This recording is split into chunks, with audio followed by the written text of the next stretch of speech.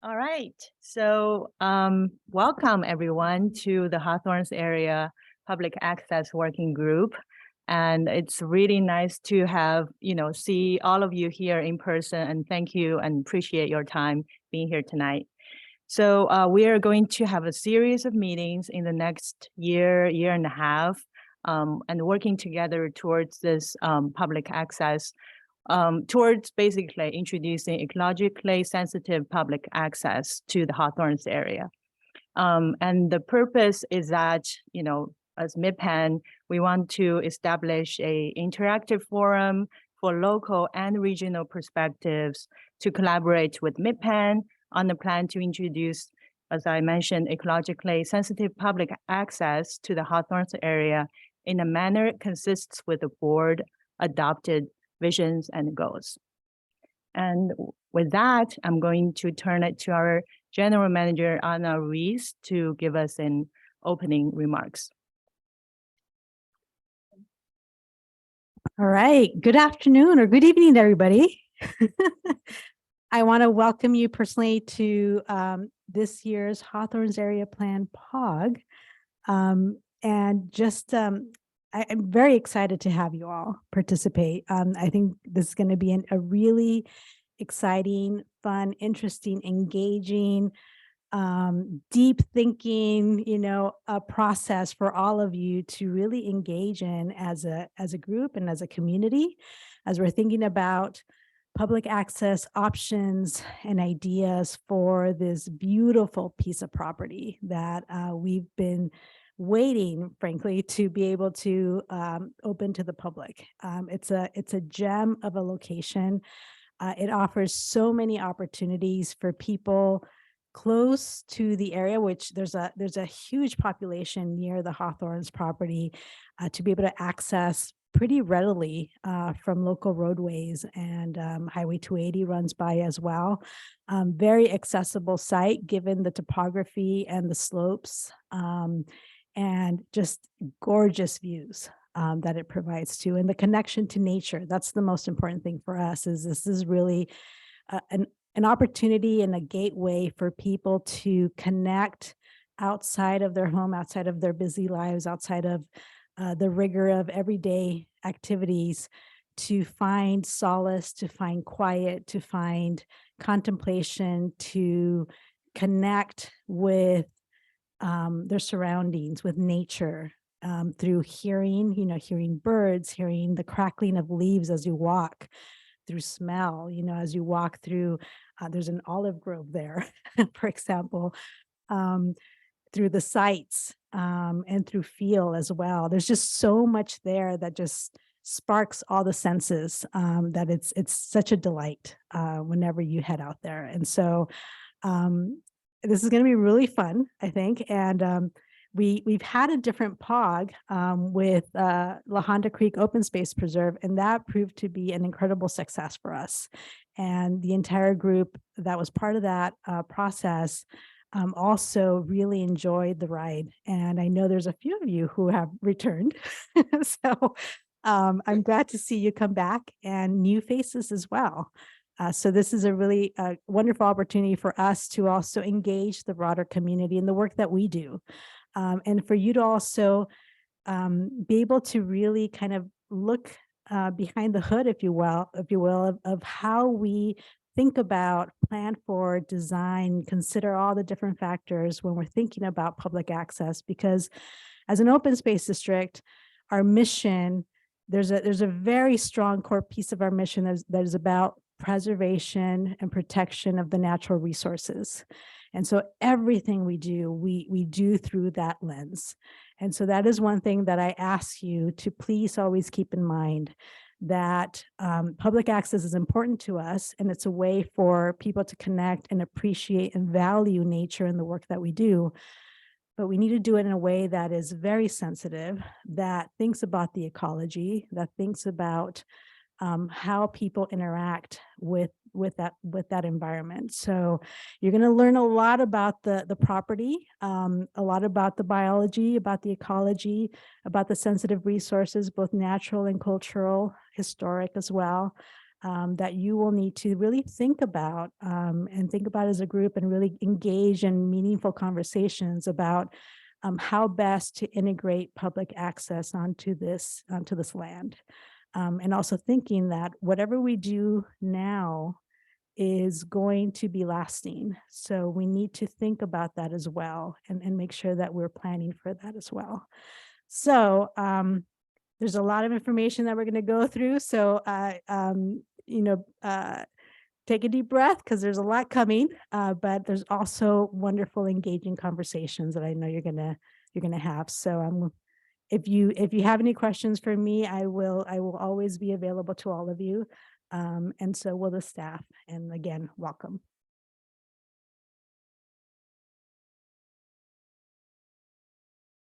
Thank you, Anna. With that,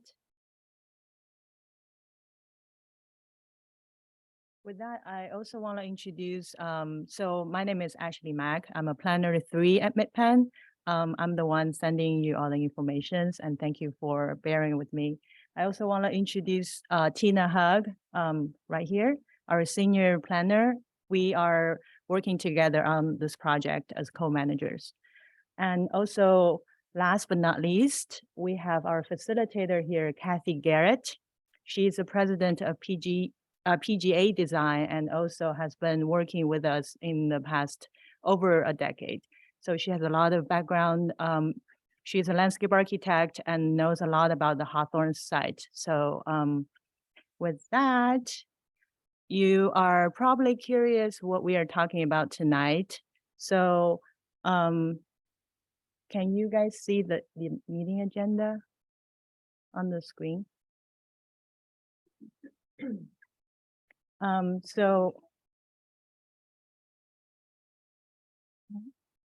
Sorry, we have a technical difficulty here. All right. Where's the here? Okay.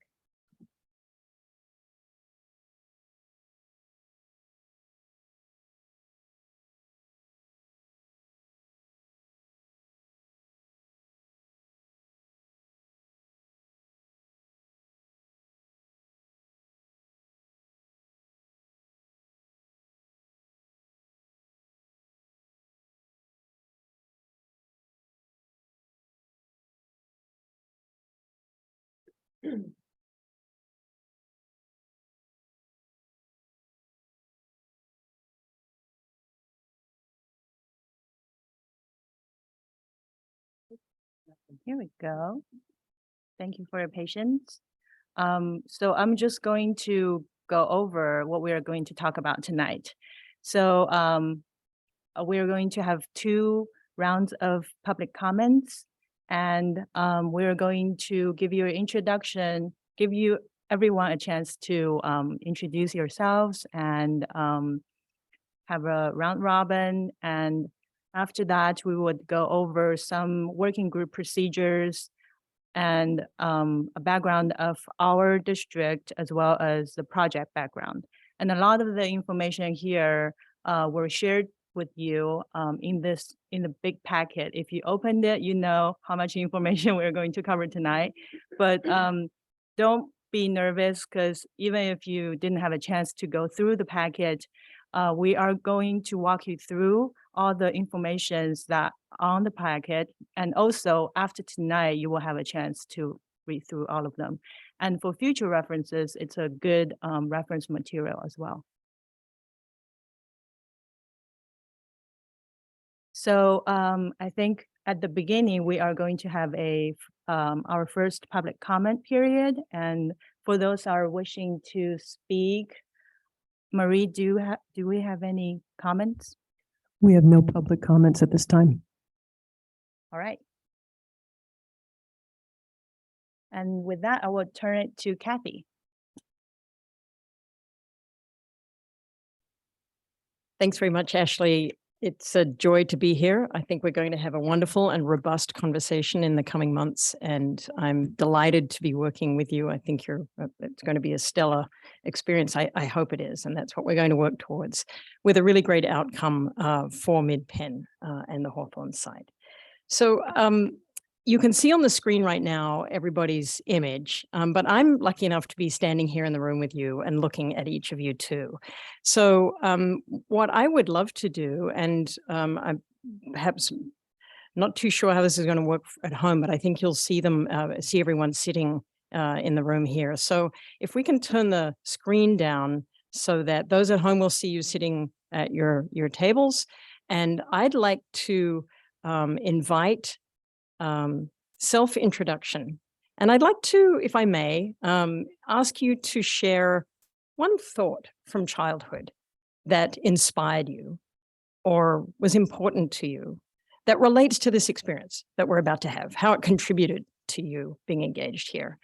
And there might be sort of the other side of that same small coin, and that is, what was it about serving on a public access working group that appealed to you? So as Ashley said, I'm Kathy Garrett. I'm a landscape architect by training, but I really am delighted to have an opportunity to talk with a range of people and to bring ideas forward that will result in something that is better than any one or two of us could have done without the others. And so it's that sort of environment that I'm seeking to foster a really rousing conversation.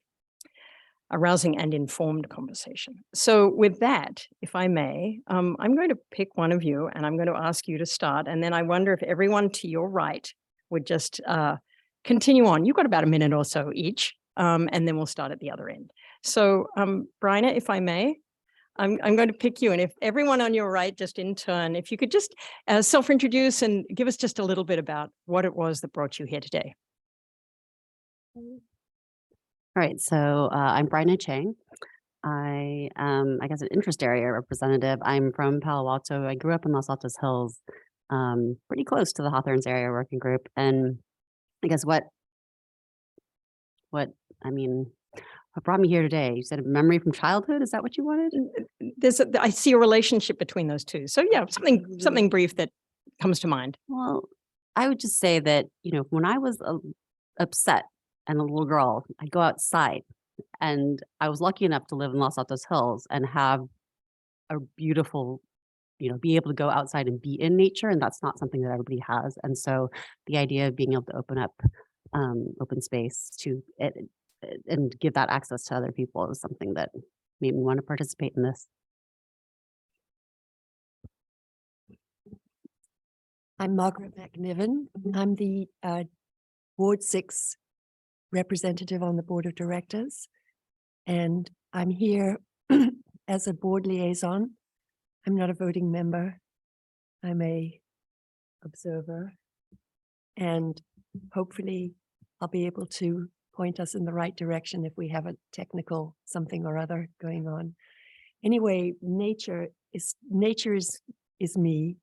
I grew up in Africa, big wide open spaces.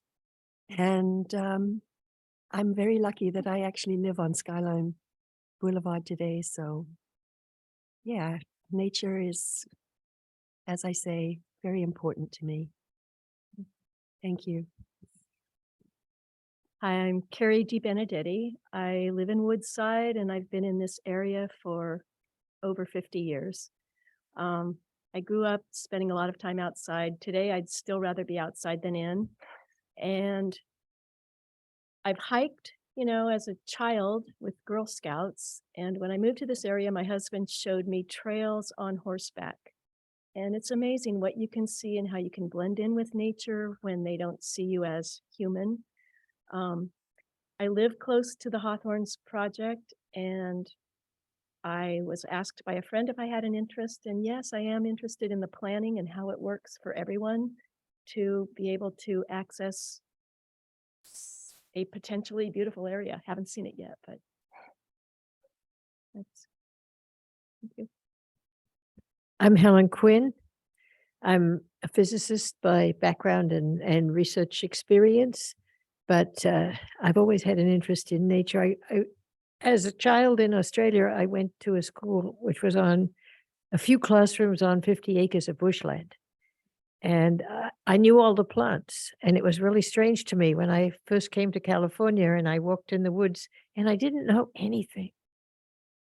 except a few invasives that come from Australia. So I have, over the years I've lived in California, learned a lot about it. I'm now a docent at Jasper Ridge, and this is an avocation, learning about what's around me and understanding it. The other morning I saw 3 coyotes walking the hill on Hawthorns, just weaving through the grass in a sort of misty morning. Really a beautiful sight. And that's what brings me to this, to see and maintain and give access to this beautiful land.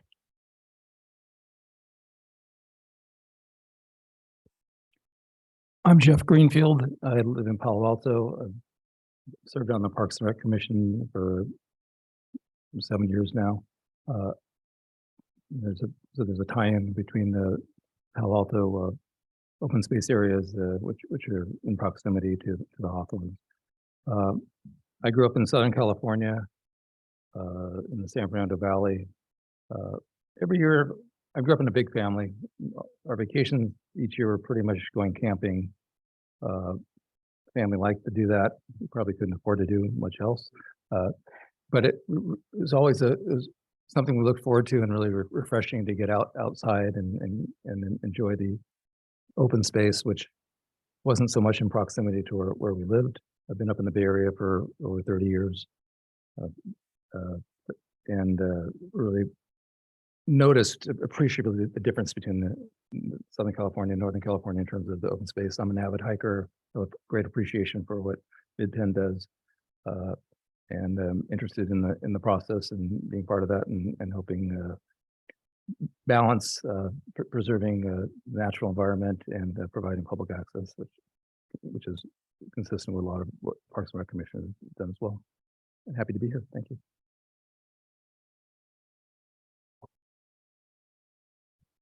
Hi, I'm Sandy Summer.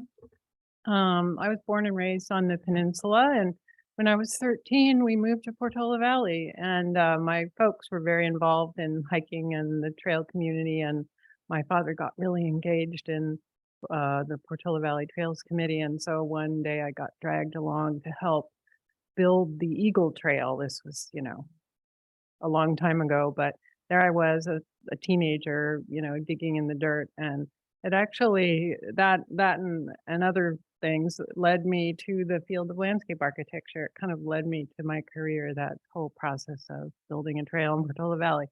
So I feel like this is a sort of a coming home for me to be working on this, on top of which I was on the Midpen staff for about 14 years. After a career in landscape architecture, I got to work here, which was fabulous. And at that time, the Hawthorns property was transferred to the district, and I was one of the staff members involved in that transfer, and I was even the author of the current preliminary use and management plan. So I feel like I'm really happy to represent the city of Mountain View and folks of Los Altos in this group, and I know that people down here in the flats are all very interested in accessing the outdoors. I'm thinking of great partnerships like Deer Hollow Farm, which the city of Mountain View runs in a Midpen preserve, as one of the great models of how people are able to get out away from the suburban core and up into the open space. Really happy to be here.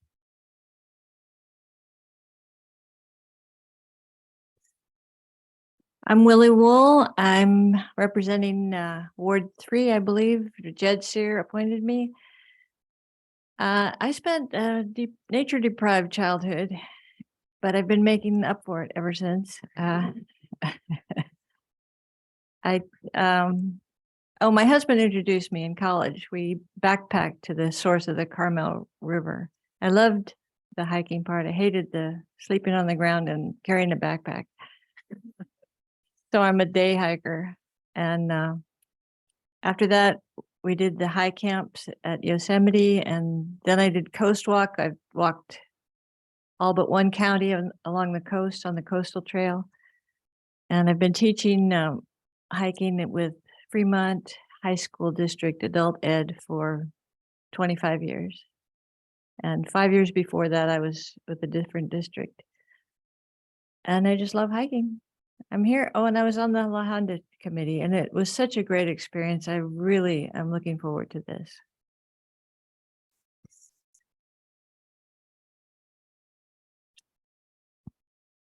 Hi, I'm Vivian New, and I am representing Ward 2. And so I guess my childhood memories, I grew up in West Virginia. And so I'm going to say fireflies, which is not something we have out here in California. We do, however, have glowworms, which are on Midpen property. And by the way, I am a Midpen docent. I'm also a Jasper Ridge docent. And I've lived out here for almost 40 years now, but I was in the tech industry and indoors all the time until I thought I was going to take about a 3-month sabbatical about 8 years ago. And I discovered Midpen and docent-led hikes. I discovered for the first time that most of the vegetation around here is not native. And I mean, Midpen has taught me so much, and I'm excited about being here, being able to give back a little bit of that. I just love all of our preserves. We had the volunteer recognition for docents at Hawthorns. I think it was in 2017. So that was my first experience with the property. It's an amazing property, and I just really am excited to be part of this process of making it available to the public. I'm Scott Mosier, representing Ward 1. I currently live in Montecito. I grew up in Montecito, and I've lived in the Bay Area all but 2 years out of my life. So one of the things I've loved about the Bay Area going back to childhood is the easy access to open space and the outdoors. Hiking, mountain bike riding, just that easy access has always been very, very important to me. So I'm thrilled to be a part of this, to learn a lot about the great work that Midpen is doing, and hopefully work together to make sure that we have an incredible space for the public to enjoy. Thanks so much, Scott. Rachel. My name is Rachel Oslin, and I'm also an interest area representative. I grew up in the Bay Area and continue to be part of the Bay Area, and my family always took me hiking and out and about. So being out in the wilderness is just such an important part of my everyday life. And then as an adult, I became a Montessori educator, where getting kids out into nature and experiencing is such an integral part of learning and figuring out how it all relates to the reality. So being able to bring that forward to the next generation and be a part of all of that, and to continue to be a voice for the next generation that's going to continue to use and treasure all of these spaces, and to make sure that all not just the information, but the experiences and the wildlife and the flora and the fauna are there for future generations is just such an important part of what I believe and want to make sure happens. I'm Karen Batra. I grew up here in the Bay Area, and in the last 20 years have been fortunate to live in Portola Valley. I've been a nature junkie my entire life. I remember when I cleaned up the leaves in front of the house. I thought it was fun. No, people get paid to do this. I just wanted to be in the leaves, and a lifetime hiker, camper, mountain biker, everything. So I'm very happy to be here. Hi, my name is David Smirnoff, and my childhood memory was growing up in Colorado. And my dad, didn't get me involved in Boy Scouts, but we were in the Y Indian Guides. And we went camping in the summer. We went camping in the winter. We did a horseback trip up into the Raywall Wilderness. And so I just, from a very early age, have been outdoors. And one of the things I loved about being in the Rockies was there aren't any trails in a lot of places. You're just going cross country, and you're just going from point to point. And I really love just the notion of being able to go long distances like John Muir used to do, right? Walk from the Pacific Ocean all the way to the crest of the Sierra. And so that's, for me, is an exciting part of this, is to be able to look at, those connections and build trails. I've been in the Bay Area about 40 years. In 1997, I helped start the Arastradero Preserve Stewardship Project, working with the city of Palo Alto. And we did a trail master plan with Arastradero. And I think that has worked really well. And later in the meetings and discussions can share some of the things about that have worked really well. So I'm just was a Mid-Penn board member for 3 years until I got married and moved out of my ward. Otherwise, I might still be on because I loved it. Tremendous amount of work, but I'm excited to be part of this process again and to just help get the best possible plan for the Hawthorns. Feel funny going last here. My name's Charlie Krenz, and I think, Willie, you mentioned the High Sierra camps, and my family went to those camps, and I think that was a very pivotal moment in my life because that's kind of boiled up a love of nature for me. My mother's grandfather bought a house in Woodside for $1,500 over a century ago, and we always used to come down here on the weekends, and we'd spend some time there, and we'd run around in Huddard Park in the woods near there. So all of that kind of has focused me on a very much a love of nature. I think if you read my little bio, I come pegged as a passionate mountain biker, and I'm rather one-dimensional in that regard. I'd like to say I'm not. I'm into birding. I'm into photography. I do some native plant identification and the like. So I'm well, looking forward to working with everyone. So, thank you. Well, thank you, Charlie, but thank you, everyone. Actually, you might not be quite last because we're actually 2 board members who were not able to come. So I'm just going to give a brief summary of them so that we can feel them in the room, even though they're not physically here. The first is Tyler Feld. He is an interest area representative, and he grew up in Southern California with a lot of outdoor experiences, walking to school and through the neighborhood and open spaces. Really, that experience prompted a degree at UC Santa Cruz in environmental studies. And after that, he spent 5 years as an environmental and outdoor educator, where we were connected with ecologies throughout Northern California. So following the pandemic, he utilized his passion for ecology and connected communities to nature, beginning with really focusing on natural resources. And he currently works with grassroots ecology, engaging local communities in habitat restoration at various parks and open spaces around Silicon Valley. We can only guess what his childhood memory might be, but I think he's given us a little hint of it there. And the second one is Sarah Wernikoff, who's the vice mayor and a council member of the town of Portola Valley. So Sarah was elected to the Portola Valley Town Council in November 2020, served as the vice mayor since December 2021. She's got over 10 years experience working as a nonprofit board trustee in various positions, including the Lumend IDSC Foundation's co-chair of Portola Valley School Foundation Endowment, Portola Valley School District PTA president, very connected with the educational environment, and most recently as the chair of the board of PALS Program and Branch Services, which is an organization that supports individuals with disabilities. So Sarah's political work includes serving as the COO of Close the Gap, California, and as campaign manager for a state Senate candidate. She also, before her life involved with politics, was involved in management consulting and organizational development. So to close it out, I am a neutral member of the Public Access Working Group. It's a bit of a mouthful, and PORG is a good summary, but I may use working group because I think we are going to work. So I'm moving forward. So my childhood memory is, it's interesting to hear a little bit of background, a lot of local people, a lot of representation, some representation from around the country, but also overseas. I'm from Australia. You may be able to hear a little bit of it left in my accent. I've been here more than half my life, and I can consider myself a proud American. But at the same time, I've got those experiences, and my family hiked a lot on summer holidays into nature, into national parks. And as the youngest in my family, I always found that, you know, it was a bit of a tough road to keep up because I had little legs, you know, 3 and 4 years old. It's like, I can do it. But what I found was over the years of doing this with the family is that not just my physical abilities changed, but my sense of the horizon moving further and further back, and the bigness and most beautifulness of the beauty of nature in its scale, from, you know, vast landscapes down to my current passion, which is mycology. So for me, from mushrooms to mountains, I feel very lucky to be connected to nature, and I know that Mid-Penn and the work that they do, but also the involvement that I've been lucky enough to have implements that. So in a very practical and real sense. So with all of that, I will encourage you to look at the bios that are in the packet of the material that you received.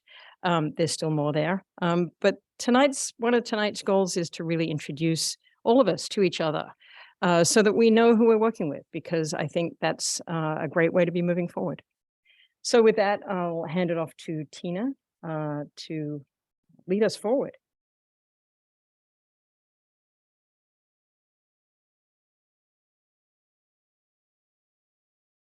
Good evening, all of you. I get the fun bit of talking about the Brown Act, so get ready. I'm going to start off and say that I am by no means an expert on this, and I'm going to just highlight some things that are in your packet.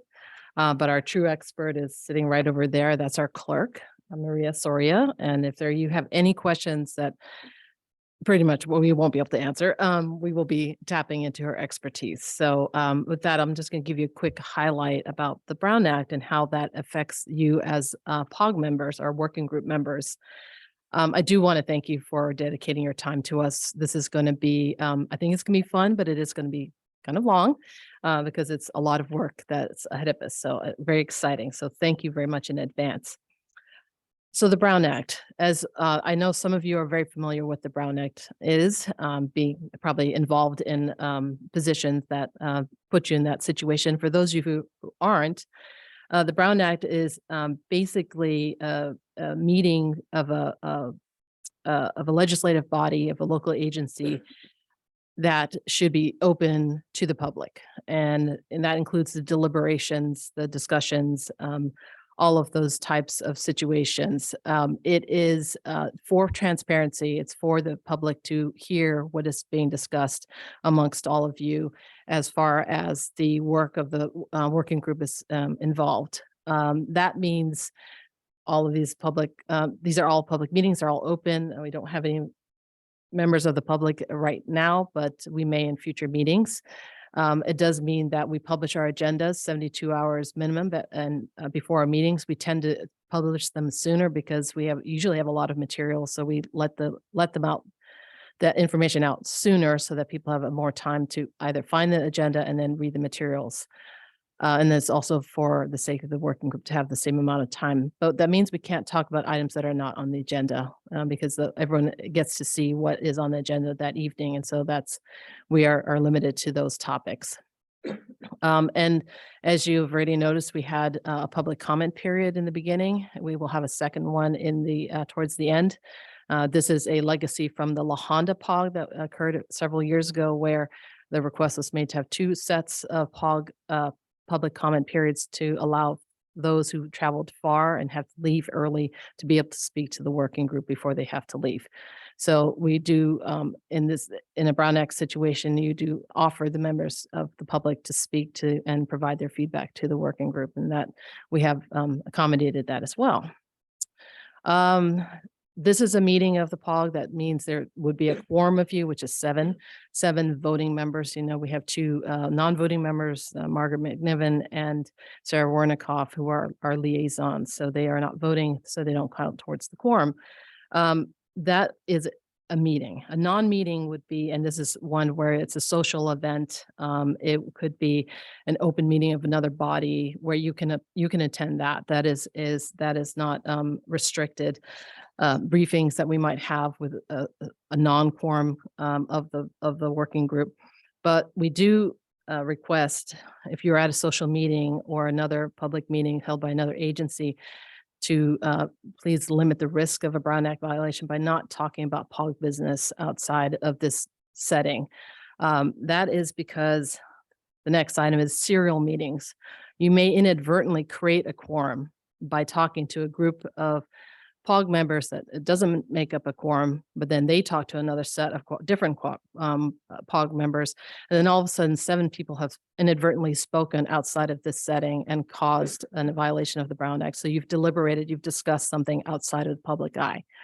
So that is one thing that one's the tricky one. It's the daisy chain, or I think it's called the wagon wheel. One person starts it off and then it goes around the circle, and then all of a sudden everyone else is by the time it's said and done, the majority of the folks on the POG have already deliberated or taken action or decided something on the items of business. for the working group. So that's the tricky one. I think that we are sensitive to and try to ask the working group members to just try to limit that risk by keeping the discussions about the POG in this setting where members of the public can view and observe those discussions. And finally, I wanted to talk about emails. The communication, verbal communication is one and emails are the other. So we'd like to also suggest limiting risk by not emailing each other, even if you're emailing one or two, because again, that things can get forwarded and inadvertently we might have a quorum reached by a daisy chain of email, so a written communication. So if you do need to share information and would like to share information that you want shared with all the POG, we request that you send it to one of us, and then we will distribute it to all of you so that everyone gets the same information at the same time. So that's just another situation we wanted to raise to your attention. I will say that we will, when we send communication to you, we will try to do a BCC situation so that if you happen to hit reply all by accident, you won't get anyone but us, because if you do hit reply all, you've created a situation where the 13 of you have now been in communication with one another. So we will do our best to avoid that. It is tricky, but sometimes we're going quickly and we will try to avoid those situations where possible so we don't put you at risk of doing anything that we don't want you to do. So we'll do our best on our side. I'll just stop here and ask if there are any quick questions before I go to yet another fun subject, the Public Records Act requests. I just have a quick question about not talking about POG business. So if somebody asks about being on the committee, what is the limit of what you can say? I mean, because since this is a public meeting, like, are we allowed to tell friends what happened or? Yeah, that's a non-meeting, talking to an individual member of the community or talking to members of the community, that is, it's talking amongst yourselves that really is the risk outside of a setting. It's difficult not to do. We understand that La Honda POG being, they struggled as well because it's natural you want to talk about things. What we advise them is if you're talking to each other, try to keep it about yourselves and your personal things as opposed to the work of the POG. That way you're completely limiting your risk of just inadvertently starting to talk about, oh, did you see that thing? And then, oh, I don't know, but it can lead astray quickly without just kind of natural course of conversation. So if you can resist, we really advise you to do so. Answer your question. So, but yes, of course you can speak to your community and we would encourage you to speak to your community. I had a question on that. As a person who lives in Portola Valley, there is members of our committees that will be interfacing somehow with the Hawthorns group, and I'm not sure. That's another question. But is it okay to discuss facts with those people and to attend their meetings, their public meetings, and discuss facts as a member of this group? Yes. Not just clarifying facts versus opinions. Yeah. Okay, thank you. Yes. That is that's a publicized public meeting for a local agency. So yes. All right. Any other questions? I'll move to the next slide. The Records Act. Again, I'm not an expert on this either, so I'm hoping if I do something correctly here, Maria will jump on me. But the Records Act is the work of the POG is covered by the Public Records Act. And that basically means that the public has access to the records that we generate during the business of our work. And that means emails, it means recordings such as this, it can mean texting. So it is a broad definition of what is a record. It's kind of any writing, memos, drafts, things like that can be requested. And so that we just want you to keep that in mind, that any communications that you have definitely with us, are subject to the Public Records Act. We don't often get requests, but when we do have them, we then have to collect them all and deliver them to the requesting party. So we do ask you to take care in what you're writing. One of the things that we tell our staff is that if you are not comfortable putting it on a billboard on 101, don't put it in writing.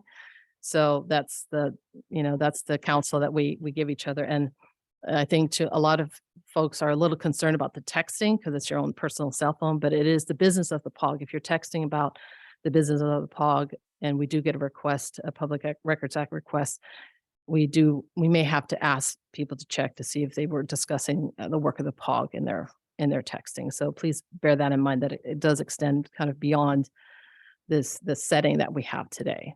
So that's one of the tricky things that we deal with as government staff. Any questions about that? All right. And then finally, I think this is may have been raised as to the workflow of the working group and how they interface with the town ad hoc committee. So first, I'll start with the working group itself. You're a formed working group of the board of Midpen, and so you are advisory to Midpen's Planning and Natural Resources Committee. This is a board committee of 3 members who review such things as site plan and public access planning.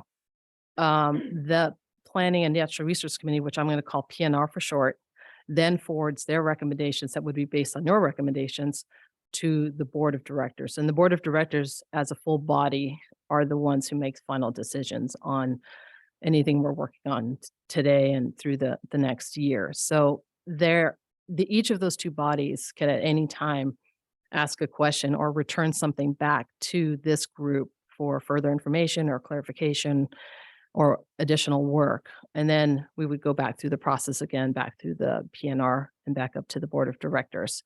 So that's how the Midpen process works. Externally, we have the town. As you all know, the town of Portola Valley has its various committees, and through prior conversations with the town ad hoc committee was formed of 7 individual members from 7 different committees, and they're listed on the screen. And those individuals we will engage with as we go through the process with our PNR and board, because those are all part of the elected officials and that process after you've been doing your work. Once we've presented to the PNR, there'll be opportunities for us to set up meetings with staff to the town ad hoc committee. Those are run by the town. We have really no insight into how they run them. So we won't know until we engage with them as to how the town intends to hold those meetings until that time. So that's a TBD. Where you are in the process is right at the beginning. You can see the arrow of the phase 3. Ashley's going to go in through the phases of the work. But as you can see, at the end, when we conclude, we will have hopefully a conceptual site plan that we can fold into an area plan that we can then take into environmental review. So that's the whole process. And we'll be keeping this in mind for the remainder of the meetings, or if there's any questions on where the work of the POG will finally end up. And that, I think, is it from me. I will turn this back over to Kathy.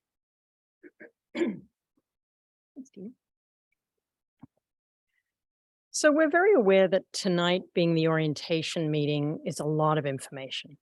And so bear with us. But I think it's actually very helpful to know the specifics, the Brown Act, and the things that Tina's been going over. So what I'm about to go over is both the purpose and charge, and then onto some of the procedural guide highlights, which material you've received in your packet. But just to touch on it, in terms of how we're going to move ahead, it's obviously going to be an interactive forum. It might not feel all that interactive right now, but it will be an interactive forum.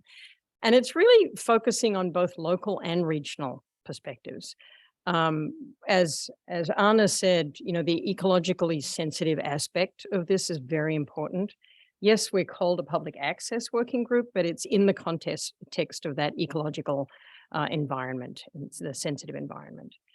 And of course, it needs to be consistent with the manner that the board has adopted so far through its vision and goals. So the key things that we're going to actually be looking at will be, in no particular order, the parking area and driveway location of how you actually arrive at Hawthorns, the trailhead locations, and the internal trail system. And then the trails, how they connect beyond, the trail connections to the towns and the regional pathways, and those broader trail connections. And then also, what are the uses that are going to be acceptable within the Hawthorns area? It's a 79-acre site. So it's big enough to really explore and to delve into. But if you're a distance walker or a hiker, it's a 79-acre site. It's finite. And so, what kind of appropriate trail uses? So as Tina said, we'll ultimately get to draft conceptual alternatives to send to the Planning and Natural Resources Committee. So it's really our diverse group of backgrounds that's going to help us get there. We'd like to find a way to give body to these vision and goals that the board has approved. And really that the draft conceptual plan alternatives will be very specific. I mean, we're going to actually look at the ground. And in fact, next time we'll be meeting on the site. And so taking the vision, which is a very broad term, down to something that's actually going to be built on the ground is important. So I think we've covered that sufficiently, but if there's any questions, I'm happy to entertain that now. Okay. Moving on to the procedural guide. So this is sort of the brass tacks of how we run ourselves. I think it's been said already tonight that we know that we've sent you a lot of material already. There's going to be a good deal more to come. It's good to have that packet because I think as your knowledge of the site evolves and becomes more and more full-bodied, you're going to want to dip back into it and go, oh yeah, I need to know some more specifics about that thing that I sort of skimmed earlier. And so it's a good packet to have.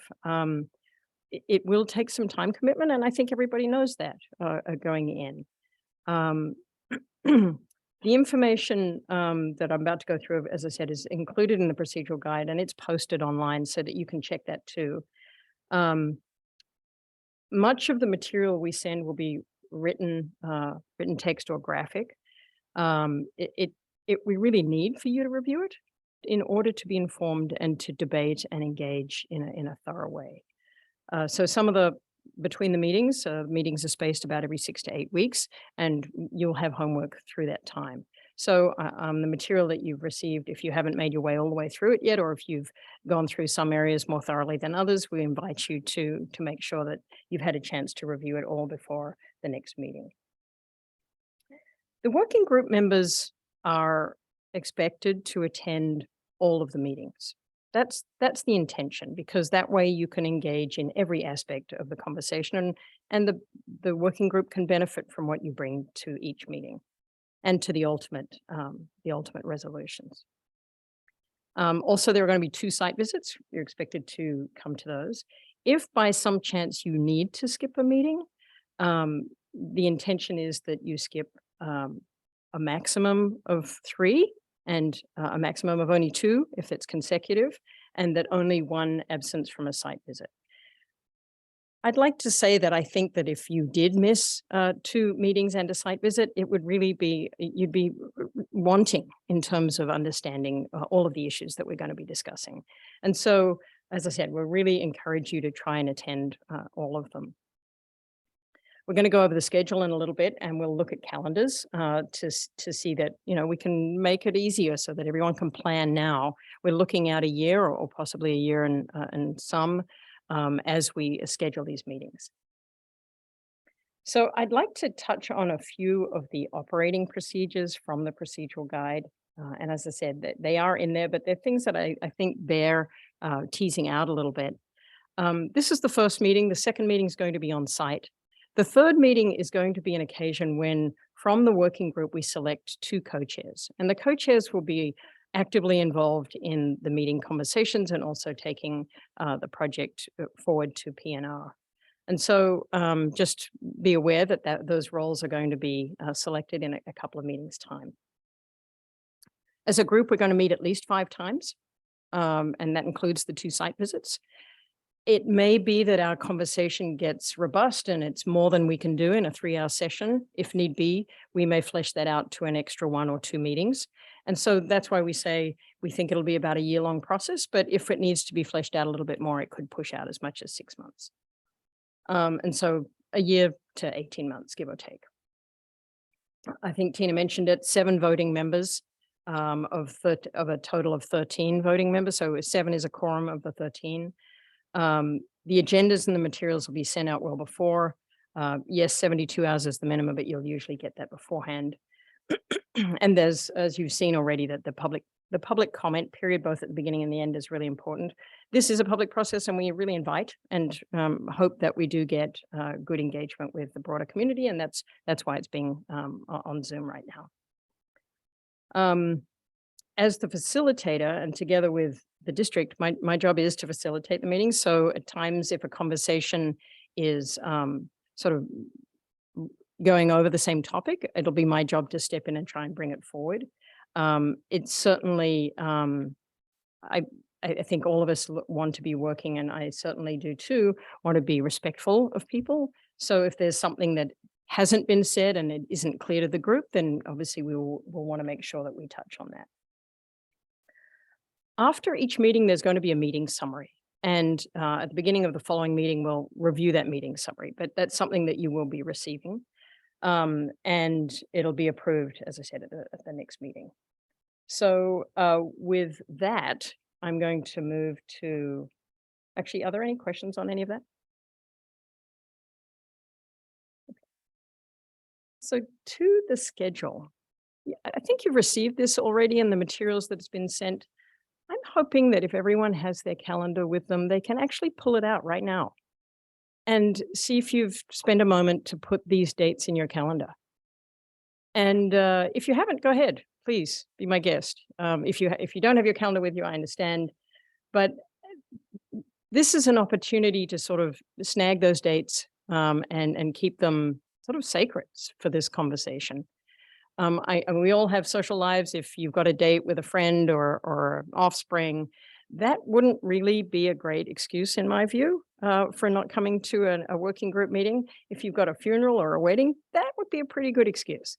So we understand people have lives. It's not meant to be too restrictive, but at the same time, we really do want to encourage a robust, full-bodied conversation. So today is July 27th. The next one is August 26th. That's the site visit. Should be gorgeous out there. It's going to be on a Saturday. All of the regular meetings are going to be on Thursday evenings, and all of the site visits are going to be on Saturday mornings. Does anyone have any concerns about any of the dates that they've got listed here? Anyone not got them in their calendar yet? Well, I already know that unfortunately I won't be able to attend the August 26th. I had made plans to help my son get moved into school in upstate New York on that day before this calendar came out. So unfortunately, I'm going to have to miss it. I'll miss most all of hearing what all of you have to say, because I have been to the site probably about 15 times. So. But I wish I could be there to hear what you all are talking about. Thanks so much. But I do hope there's a way I can make up some of that, maybe through the notes or meeting with someone about that. Well, the meeting summaries will be part of that. Knowing the site is a big plus. I think there are materials in the packet that if you really, can focus on it, there's a terrific site analysis that shows sensitive areas and, view areas and a range of other site analysis elements. And as a landscape architect, I know you're tuned into looking at that sort of thing. So I encourage you to delve into that. But thank you for that guidance. The dates that are selected here were really picked for a number of reasons. They're nicely spaced. They don't conflict with the town of Portola Valley in terms of committee and commission meetings. Generally speaking, we're going to keep to that pattern of the Thursday night and the Saturday morning. So with that, I'm wondering if we should take a 10-minute break. Does anybody? Yes, thank you. I just have a question about how the site tour meetings will work as public meetings. They won't be on Zoom, I presume. And so we're walking around the site. It's kind of natural to have conversations with people as we get to know each other. And we're a good sized group. That's a good point. And also the public, it's open to the public, so we need to facilitate that as well. They won't be on Zoom. The only meetings that are going to be on Zoom are when we meet at Midpen's offices. It's possible we'll meet in another location, but when they're on site, clearly, and you need to show up, right? In terms of the group, it's going to be led primarily by Midpen staff. I don't know if, Tina, you want to address that at all?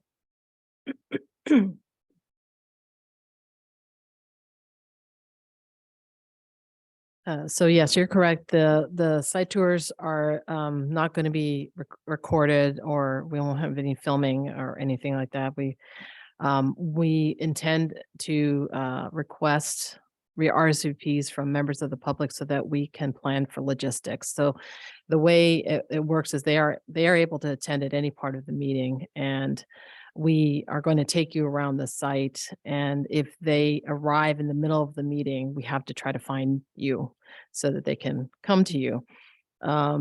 We haven't worked out all the logistics yet as to the timing of where we will be at certain times, because we do have limitations. When we did the site tour for La Honda, we were able to pinpoint exact times where we would be at different locations. In this case, we'll be scrambling around over terrain. So it's going to be very difficult to do that. So we are going to try to have moments where we know we will be in certain locations that are easy to find on site. So when the members of the public come, they will go with you as you walk through. One of the things we struggled a little bit with on our previous POG was discourse while you're walking and talking, because that's, this is a public setting. Technically, you shouldn't be talking to members of the public who are there, because if it's just you talking to somebody, the rest of you aren't hearing what you're saying to that person. So it is slightly awkward. We understand that, but as we're walking, we kind of try to keep talking to a minimum, unless it's just talking about it yourselves and your families and children, whatever, travel plans. And then when you get together, it's when you start talking about the work of the POG. So we kind of walk along, we talk to you, you talk to us, public can talk to you. Walk along again, stop. So it's sort of like moments in time where we will gather to talk about POG business. So that's how it works. It's a little awkward. We understand that it's difficult to run these, and that's the best way we can do that and respect and the Brown Act and the public meeting setting. So it worked for La Honda, the prior POG that we ran, and I think for us at this site, it's a lot easier because we're not traveling up and down Highway 84 like we did for La Honda, which was very challenging. Unrelated to the meeting schedule, I was just curious about the PNR. Is that an internal Midpen staff committee only, or are there? No, it's a people? board committee that's open to the public. Oh, so it's a board committee, Mhm. but has staff support. Oh, yes, Right. yes, it's fully staffed. Not us. It's a actual standing committee that has its own public process. And which board members are on that now? Now someone's got to help me. But we can that can wait. The other question I had was about the town committees and the members of the town committees that are going to be on there, because I talked to a lot of people in the town. It'd be helpful to be cognizant of who those people were, just so that I'm not talking about, POG stuff with somebody randomly that's on a town committee. Yes, we have their names, and I don't remember if they're in the packet. I can't remember if we have them in the packet yet. So we'll share that by the time we have our site tour. Yeah. I think we had to I think we got confirmation. I think that was what we were waiting for at one point, was the confirmation from the town, because there was a changeover by the time we set up the town ad hoc committee, or not we, they. I mean, are we not to be talking to the people on that committee? I mean, there's this concern that we'll have a wagon wheel or a serial meeting. And when can we talk about POG issues and topics? I mean, it sounds like we just shouldn't outside of this meeting. Yeah, that's the intent of the Brown Act meeting, is that any discussions that you have, issues that you're talking about related to this work, is seen by members of the public. Anyone who'd like to listen in on what Yeah. you're saying. If you're having side conversations with other entities yourselves, then the members of the public cannot view those meetings, that discussion. If you are talking with someone who's not in the POG, that's a member of the community. You can talk to them about that. It's when it's a subset of you. So, because there's a risk that maybe it's just 3 of you, but you're only, 4 away from making a quorum. So if someone else goes off and has a side conversation about, with the 3 of us are discussing something, and then all of a sudden someone else is looped in and they are now part of this discussion, and then they loop in someone else. It's very quick to all of a sudden envelop 7 people. So that's why, because it's so easy to do, we recommend just trying not to discuss this work of the POG outside of the POG. Yes. As much as we like, with anybody other than the rest of Yes. this. Members of committee. those are members of the community or in the So public. the one that was a little confusing was this town ad hoc committee. Can we, as individual members of the pool, talk to that committee about about Hawthorns? The Or is it better individual that we don't. The individual members of the committee you can speak to them. They are members of town committees. So I do not know when the town's going to convene the town ad hoc committee, but the individual committee members, you can certainly talk to them. They are just other individuals. Okay. I also have a question about schedule. You had in the package, some meetings beyond this March meeting, starting with one in June. And I know already that I cannot attend the one in June. So I don't know when those meetings are going to become fixed. Those are the PNR and the board meeting. And so, right? No, there were additional meetings, possible meetings for this committee.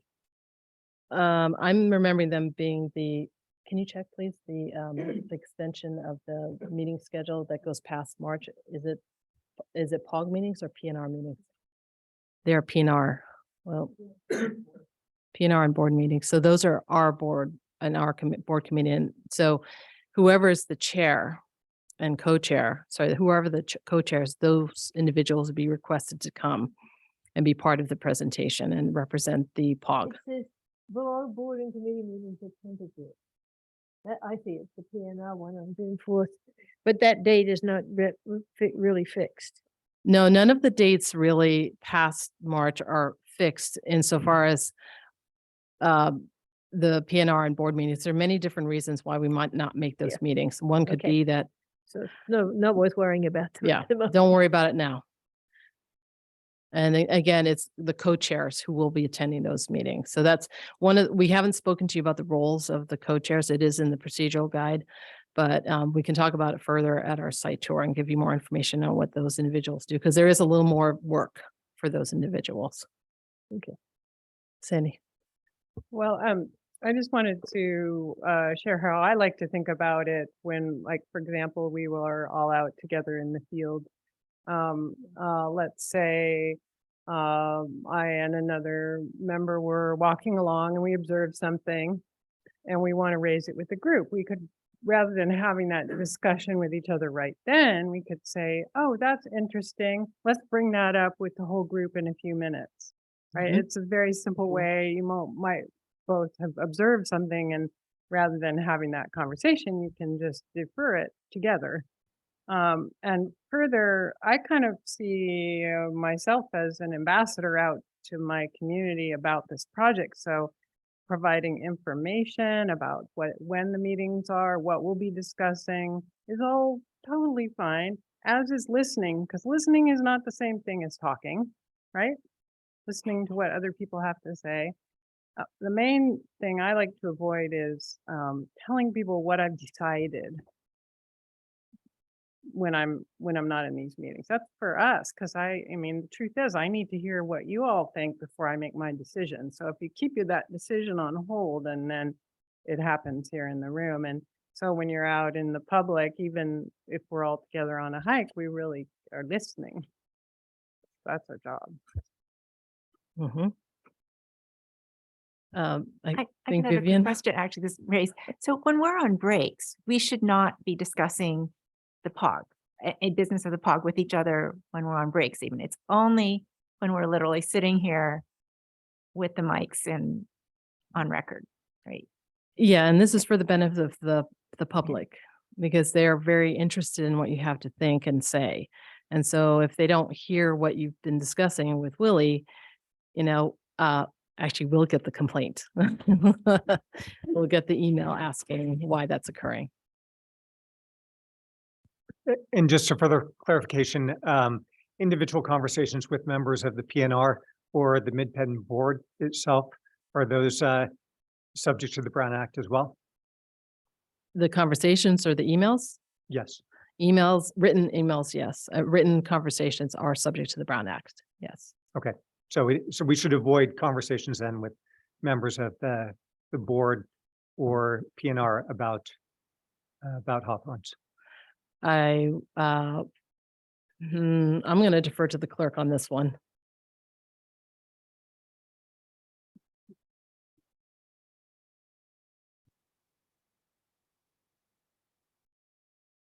Good afternoon all. So perfect example. Today we have a board member, Mr. Director Gleason. He is on the board and also I believe on the PNR committee.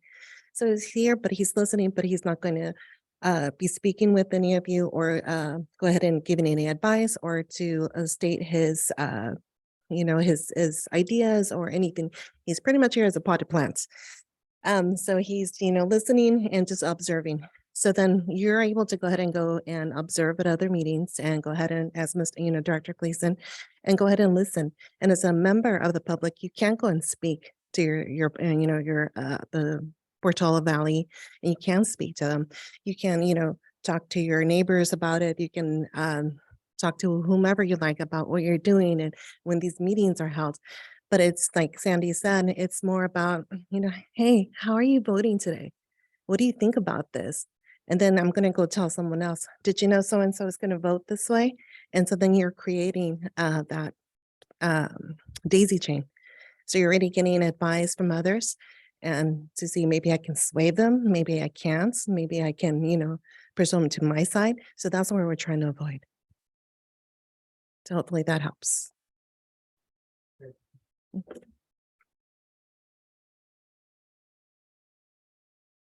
Did you all have any other questions? All right. I think just before we go to the break, I will say that, this is an opportunity, and I think it sort of came up a little bit here, to have a really open-minded conversation. And if, I think, as Sandy said, if you just keep your decision to yourself until you're in this forum, that's probably the best arrangement. And when we have these sort of very open conversations, because it's all in the public eye and you haven't been having conversations as sidebars, there could be a tremendous range of opinions. And, I think we're all here wanting the best for Hawthorns. And so listening, just as we heard, is a very important thing, and being respectful, I think, of your working group members. We're a big group, so listening to others it's part of the deal, and I actually think it's part of the path to finding the enjoyment in this, because it's going to be very satisfying, I think, at the end of this when we've got accomplished this together, and I think having fun as part of it is a big deal. So with that, we're going to a 10-minute break, just to give everybody a moment to stretch legs. Thank you. These chairs don't move easily.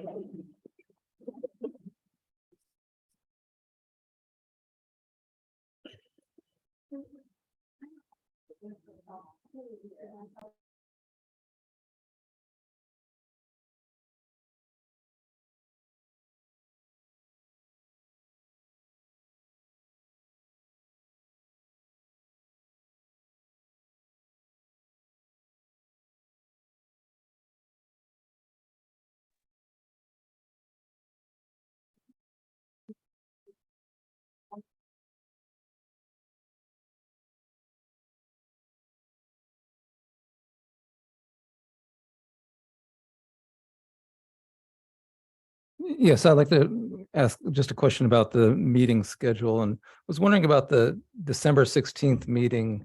Seems kind of close, late into the holiday season, and a lot of people kind of get busy with things. So I'm wondering how fixed that date is and what people's thoughts are on that. And I understand there's probably spacing out the meetings to have a certain amount of work done by staff and all, and other hurdles, but maybe even pushing that into early January and pushing the January 18th meeting a little later, maybe that would provide more flexibility and breathing room for people. And a related question is, if we're scheduling a site visit in the middle of December, to what impact would weather force the postponement of that meeting, and would it be helpful to schedule a potential alternate date in advance? Right.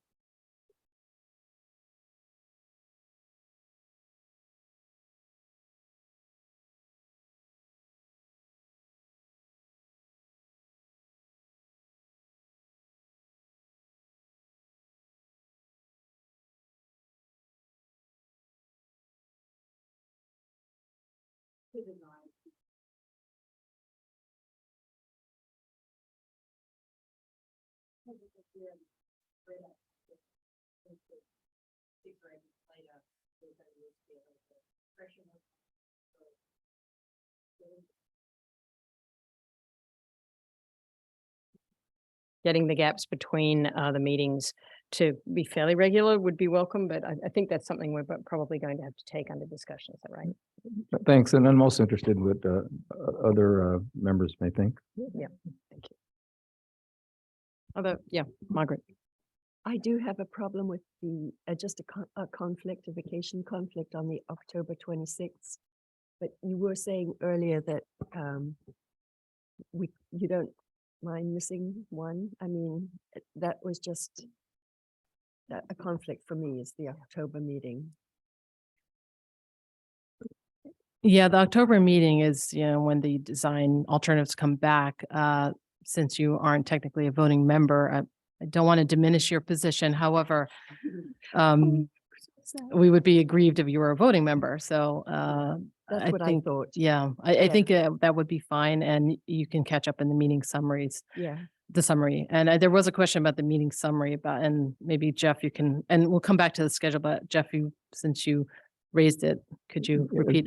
Just curious, is the meeting summary basically similar to the minutes from the meeting that is generated by staff and that we approve after the meeting, or is this something that is put together immediately after the meeting, or is that something we're part of? Okay, thanks for the question. So the meeting summaries, they're actually not minutes because that's like the back and forth play by play. We do action type meeting minutes with some summarization. And drafts will come, the draft of the meeting prior will come to the meeting that you're holding so that you get to read it, and you'll be reading it part of your packet. And as a group, you can suggest revisions if you heard something different or would like something clarified. And then we can then make that modification in the moment with the POG's approval. So approving the meeting summary as revised or amended by the POG.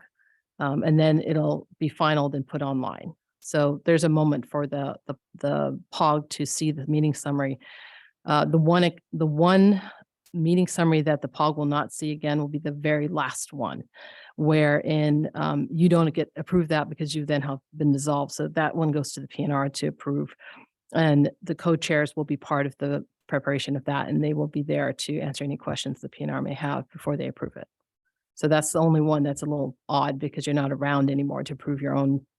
It would be this endless cycle of meeting to, as you know, you see what I see, you know what I'm saying. Thank you. All right, so we'll go back to the meeting schedule, and I think the question was about December 16th. Well, maybe can I ask if December 16th doesn't work for anybody? Because if it doesn't, do you want to, then the question is, do you want to move it to January? That was the second part.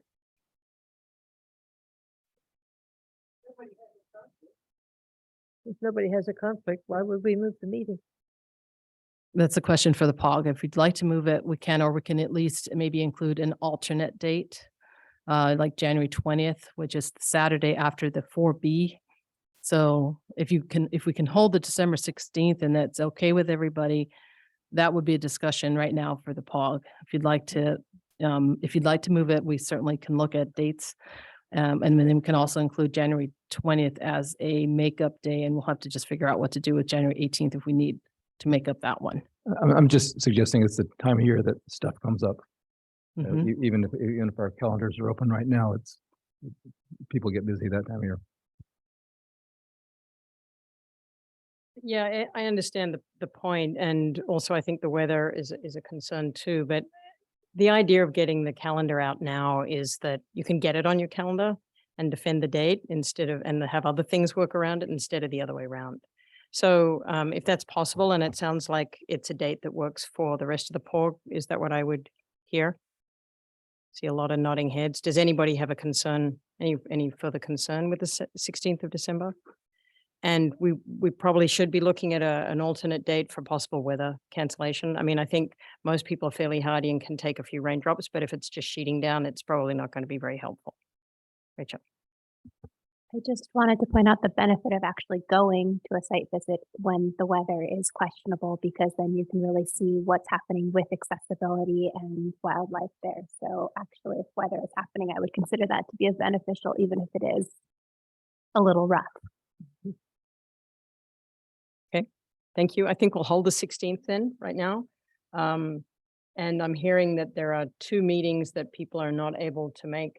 August 26th for Sandy and October, I think it's the 26th for Margaret. Margaret, of course, not the voting member.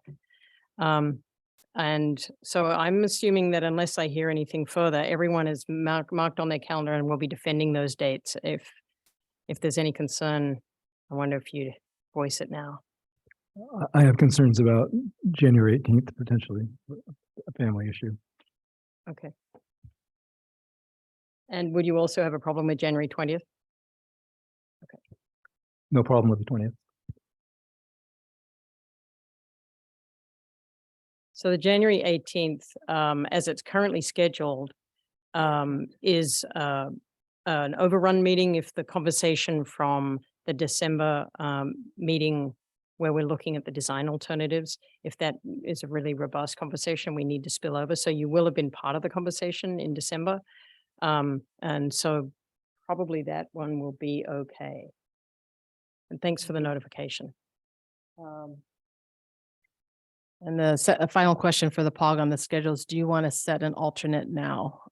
Because we could set an alternate date for a site tour if we really have a horrible storm and really can't go, because it would be dangerous to do so. You know, for example, January 13th.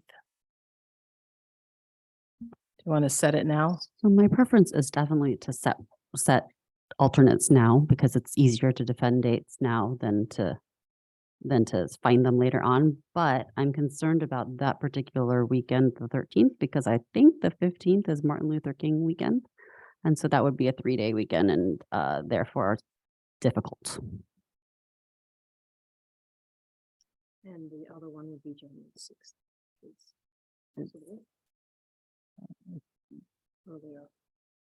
January 6th is the weekend of New Year's.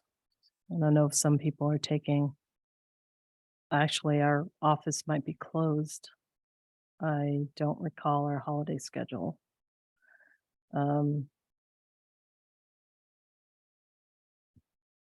I would suggest then January 20th, because if we are trying to make up December 16th, we can't actually hold January 18th anyway, because the 18th is the overrun, which assumes we've met If on we the haven't 16th. done it, we can't overrun it. Right. So should So just this, the 20th, does that work for everyone?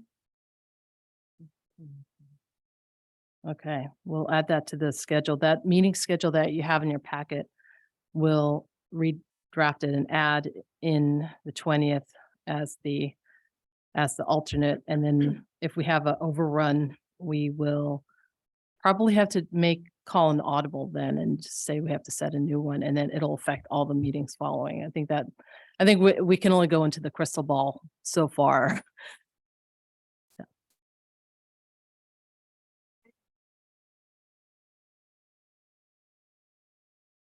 For the December 16th. Yeah, so December 16th and January 18th are set.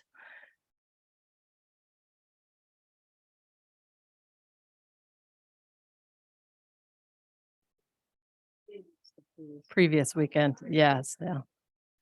So if we have to cancel the December 16th meeting, we'll go to the January 20th meeting.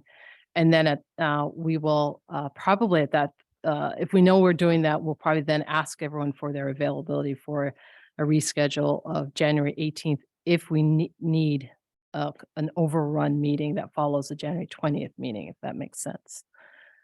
So December 16th, January 18th are set. If we move December 15th to January 20th, then we need to have a makeup for the January 18th one if we need it.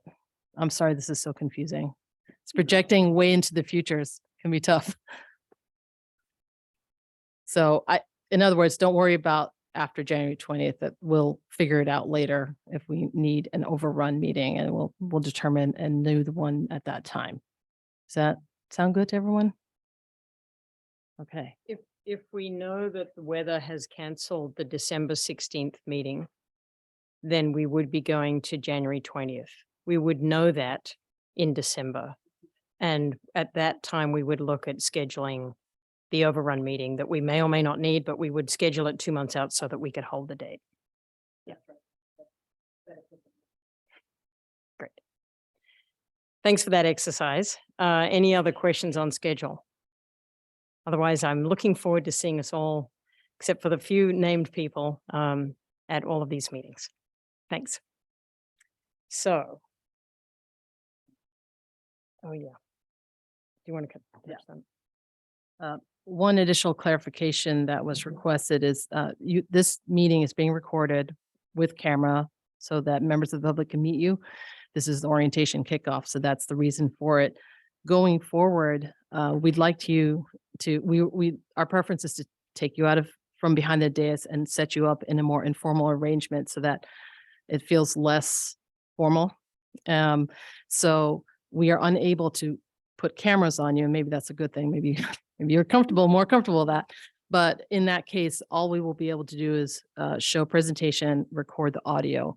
And that is for members of the public who can't attend in person. They can then at least listen to you deliberating, and they'll see the presentation. So we wanted to give you a heads up that this is the time you'll be seen on camera, and then we will drop you down into the floor here so that you can face each other instead of looking in this big arc.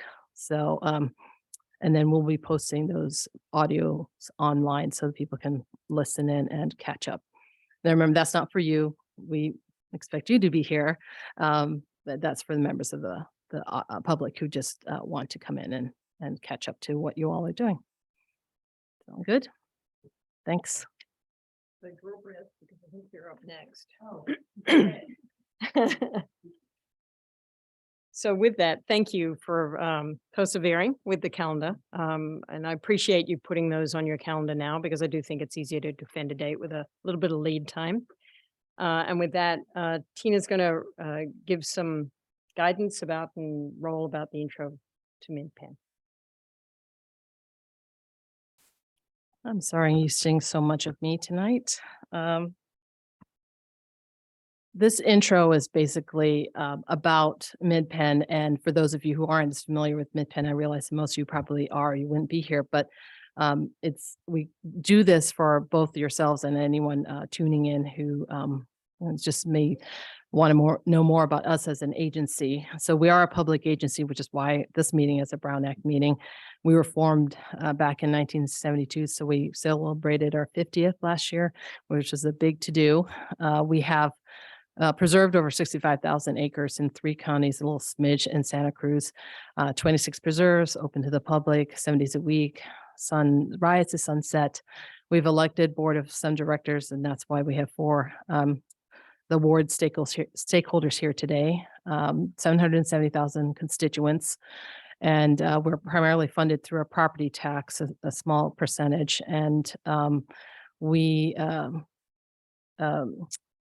guided by our mission. And this is our primary mission, which is to acquire the regional open space in perpetuity and protect it, restore it, and offer opportunities for ecologically sensitive public enjoyment and education. So that's our primary mission. We have a coastal one as well, but we are not on the coast. So this one is the one we are applying currently to this project. Hawthorns is in the middle of our land holdings, as you can see in dark green. We have a lot of preserves that run down the spine of Skyline Boulevard, Highway 35, and then we extend all the way down. Sierra Azul being one of our largest preserves down in the south. And as you all probably know, Hawthorns area is part of Windy Hill Open Space Preserve, and it's Windy Hills, I think, about 1,400 acres. Hawthorns is about 79. So little brother, big brother. Hawthorns is a priority action that was envisioned during our vision plan process. This was back in 2014, where we went out to the public, was all informed by science. We had a community advisory committee, and we developed 54 priority actions. And these were overall guiding actions for the districts for the next 30 years. And at the time, access, public access, acquisition, and restorations were still the priorities of the public. Hawthorns itself is part of Portfolio 6, as you can see on the page, and in white in the box, that's the actual Measure AA bond language. So we, after finishing the vision plan in 2014, we went out for a bond measure to help us deliver these projects that were identified in the vision plan. 25 of these big priority actions were taken out of the vision plan and put into Measure AA. Yes. I have a question on the Windy Hill Vision Plan. There's something that strikes me very strongly. A study possible increased dog use. Is that me? What does that mean in terms of, what does that mean? And what would the impact be? Well, at the time the vision plan was prepared, the dog use was mentioned by members of the public as a topic of interest. That's really all it means. There was no project that was identified for that. This was a priority identified by the public at the time that we developed the vision plan. That's what that means. Okay, so there's no impact on our consideration for Hawthorns on whatever that might be. Dog use is going to be part of the uses that the POG will be considering later on, yes. But as far as this specific item in the vision plan, it was identified as a priority, and it certainly is applicable to Hawthorns now. Mm-hmm. Could I just add that this blurb was for all of Windy Hill, including the big old part? Yeah, that's right.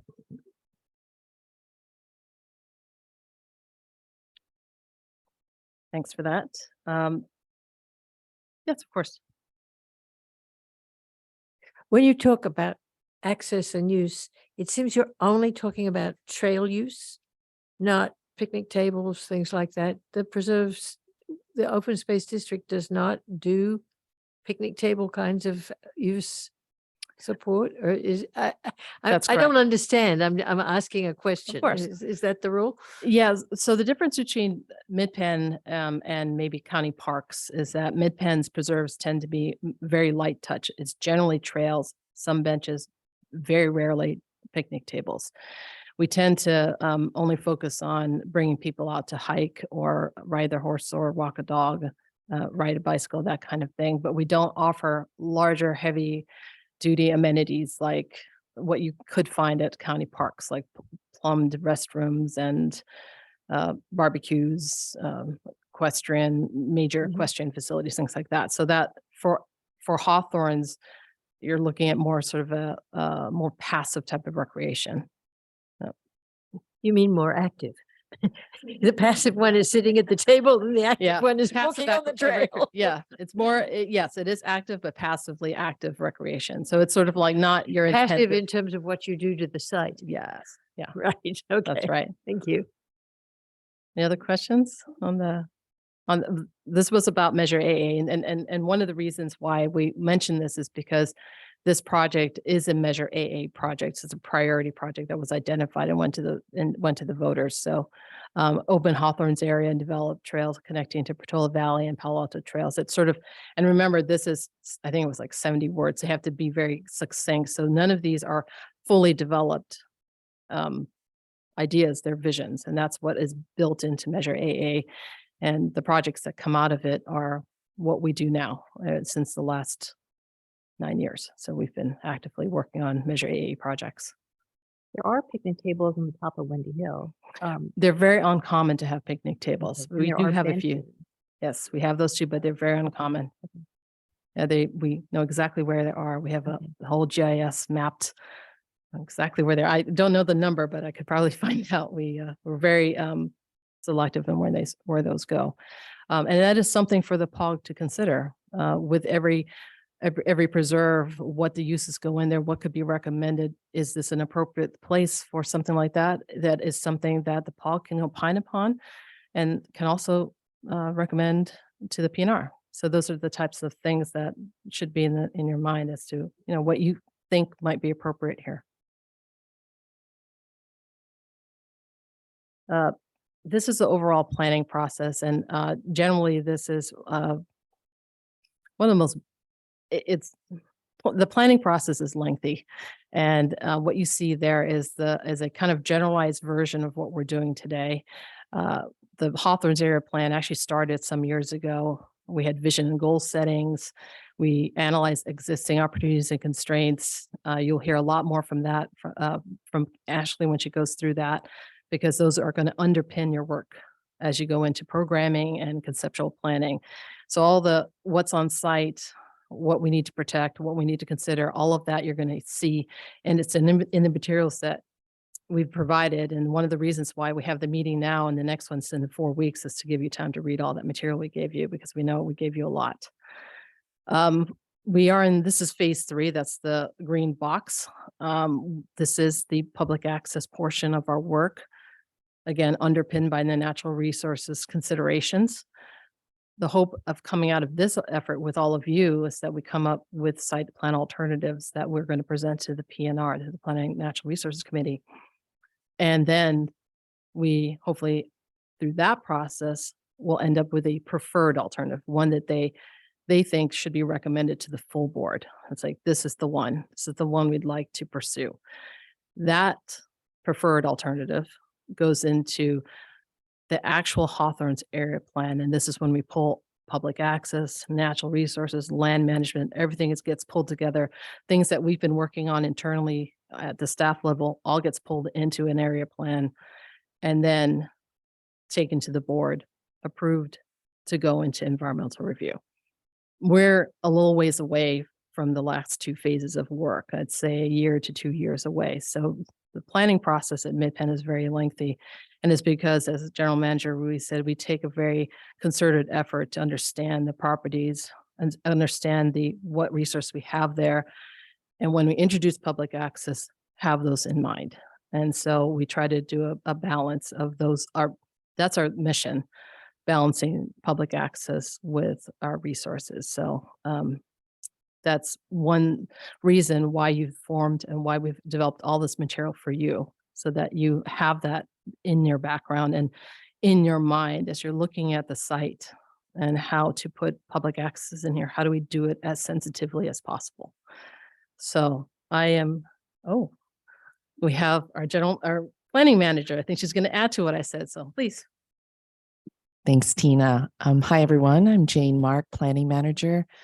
Tina described a very high level aspect of our lengthy planning process, but just for clarification, this overall project does not get approved until after we do the environmental review. So earlier, Tina mentioned that a alternative would be selected out of the draft alternatives that may come out of our discussions, that those draft alternatives will go forth to our committee, our board committee known as the PNR. And that serves as the basis of our project description for environmental review. Environmental review is a whole separate phase of work. We want to make sure that we comply with state law known as the California Environmental Quality Act. The acronym is CEQA. You see that on the screen there. Sometimes you may hear the terminology CEQA. So we would have to comply with state law to fulfill our CEQA requirements. And once we complete that phase, we would then bring those findings on what the environmental review analysis comes forth with our proposed project to our board of directors. Our board of directors are the decision makers to approve the final project. So I wanted to explain that a little more. Good job, Tina. Does anyone have any questions on this before I turn this over to Ashley, who will go into actual project material? All right. With that, then I will turn it over to Ashley.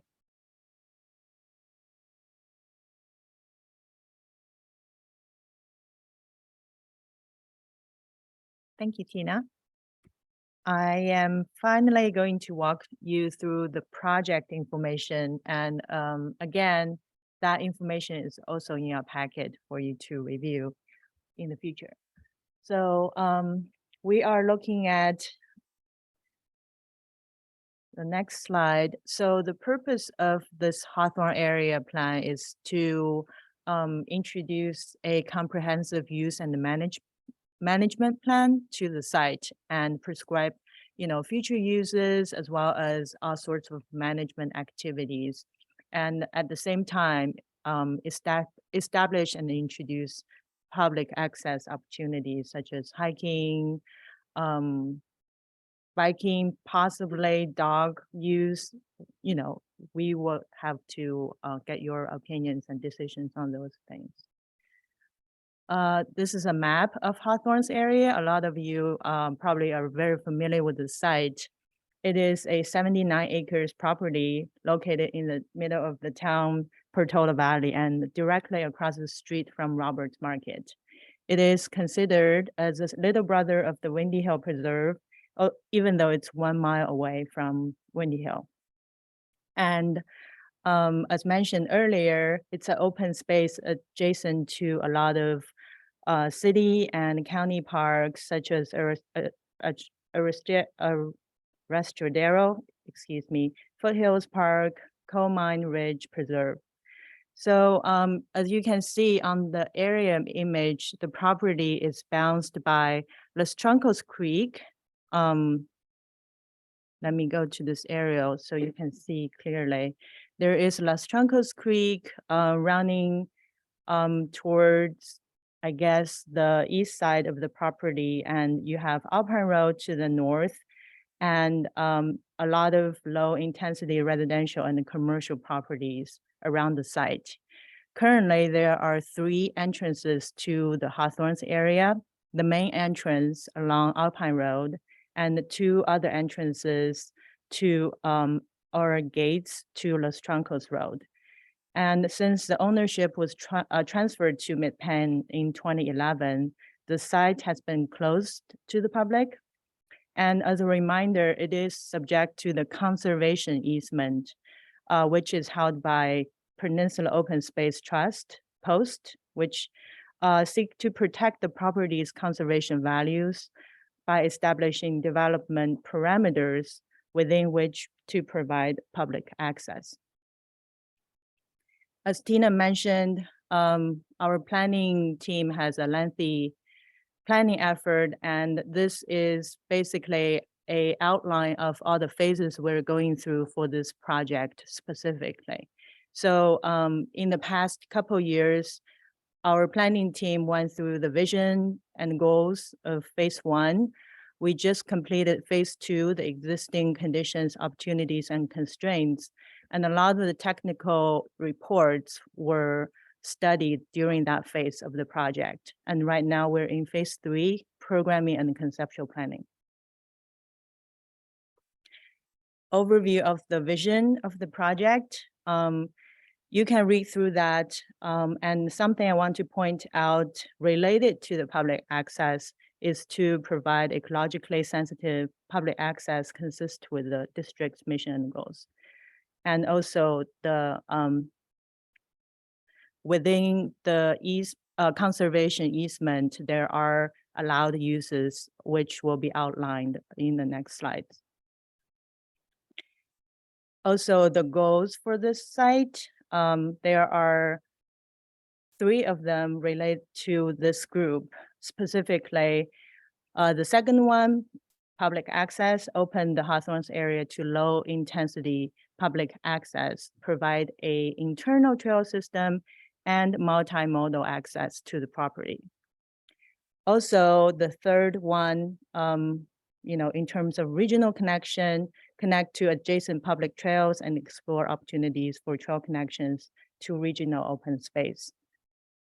In terms of management of the property, for safe public access in a financially sustainable way, and also promote ongoing public support and appreciation with ongoing public engagement and consist with the district's good neighbor policy.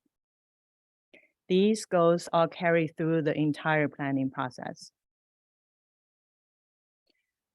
Next, I'm going to walk you through the technical reports that I've been talking about all night. I'm going to focus on the existing conditions, opportunities, and constraints. I think one of the first ones listed in the package, as well as the transportation study and public access framework. So for the existing conditions, opportunities, and constraints report, I'm not going to go into all the specific details. I think in general, the key opportunities are characterize existing resources at the Hawthorns area through data collection, of course, and technical studies, establish parameters for resource and land management, public access, and operations and maintenance. There are 5 topic areas we are looking at specifically for this site. As mentioned earlier, we are called Public Access Working Group, and we are going to look at internal trail use as well as regional connectivity. But at the same time, I want you guys to keep in mind, there are also other topic areas like natural and cultural resources, as well as operations and maintenance. Also aesthetics, that's another thing to keep in mind. So with these, it's sort of like a hexagon. When you pull one point, it's gonna affect the shape of the hexagon and other points as well. So just to have you guys keep in mind that we're talking about more than just public access.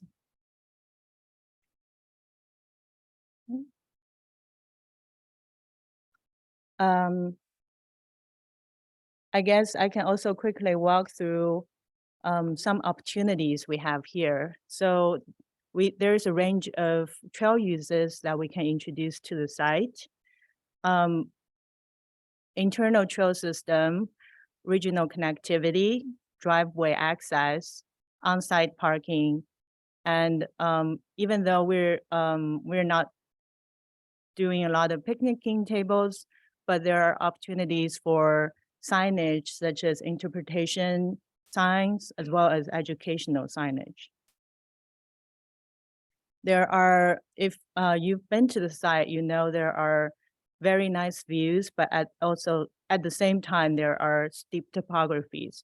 So that is considered one of the constraints. There are also a lot of natural and cultural resources that you can read more on the report. There are concerns such as the line of sight limitation, trail use conflict, traffic, as well as infrastructure and amenities. So you are looking at within that dashed area, that is the limit of work or property line of the Hawthorns area. I can try to use the map. So you can see, there are a few nodes of the site which provides either views of the bay or the views of Windy Hill. And on a nice day, you can see the whole green belt of the ridge with the fog rolling in. It's pretty nice. There is this dashed red line. That is basically from the conservation easement, which basically guide us where we can put. There's the improved area and non-improved area. It's hard to see here, but basically the improved area is where we can put a lot of infrastructure, such as a parking area, things like that. So keep in mind, there's the conservation easement. Also, there are lots of natural and cultural resources that are listed on the right hand. As you can see on the pink area, which is a closed area, it's the historic complex that is going to be studied further and a separate project from the Hawthorns area.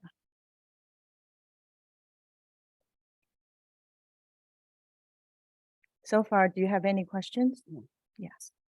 So when you say closed area, we as the Hawthorns POG, we're just not going to be looking at access to that area at all, or? It's not about access, it's more about, so the historic complex has its own cultural and historic resource that would require further study. That's why Midpen decided it's going to be a separate project. So the public access working group is going to look at more of trail alignments, parking and driveway access, but let's focus on the structures. Does that make sense? I mean, I guess I would have a question if we're looking at, access and regional connections, can we draw them through that area, understanding that there needs to be a separate process to be able to, finally establish those routes in practice? But, because otherwise you're sort of just cutting off that whole side of the preserve from accessing other places. Yes, at this point, the trail alignment is going to focus into the interior of the site, and eventually there may be a future connection to the Hawthorns area complex. But because it's still under study and that area is in a state that we can't introduce public to, we have to remove it from this current Hawthorns area plan. Because it's undergoing its own planning process, you saw how long those planning processes take. It won't be ready on the same timeline as our project.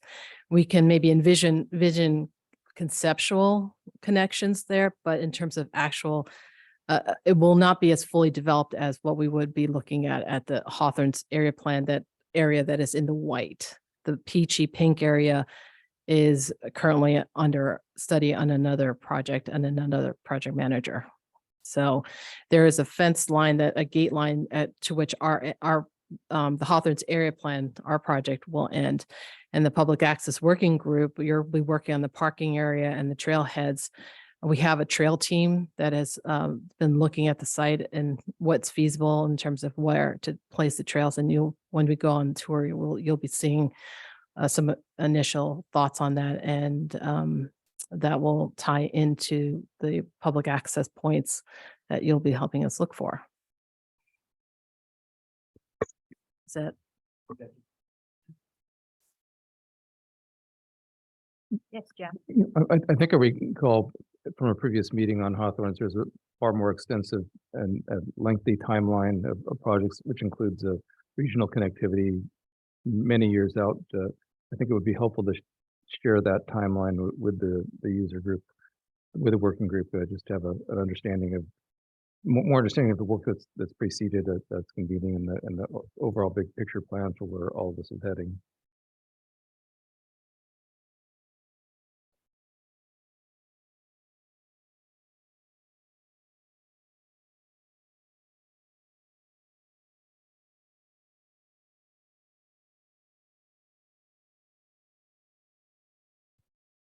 Jeff, I think you are recalling presentations that we made at the town community hall in Portola Valley, where we were having breakout sessions as well with the residents and community, and talked about what are some elements of the Hawthorns area that the community would like us to focus on. And one of the components were regional trails and connectivity. So at that meeting, which I can't remember the date of that meeting, but we staff shared that looking at regional trail connections, let's say between Windy Hill and Arastradero Preserve and this Hawthorns property, would be a more extensive timeline, because the pieces to connect the regional trails are not owned by Midpen. They're private properties, or they're properties not owned by us. So that would be somewhat of a separate planning endeavor that's not part of the scope of work for this work. Yes, thank you for the clarification. I was actually referring to a previous Midpen meeting where Hawthorns was discussed. And I don't know if there's I know this is out of scope for us, and as well as being potentially very interesting to many of us. But I don't know if there's a specific timeline that's set, or it's just beyond the scope of this working group is sufficient.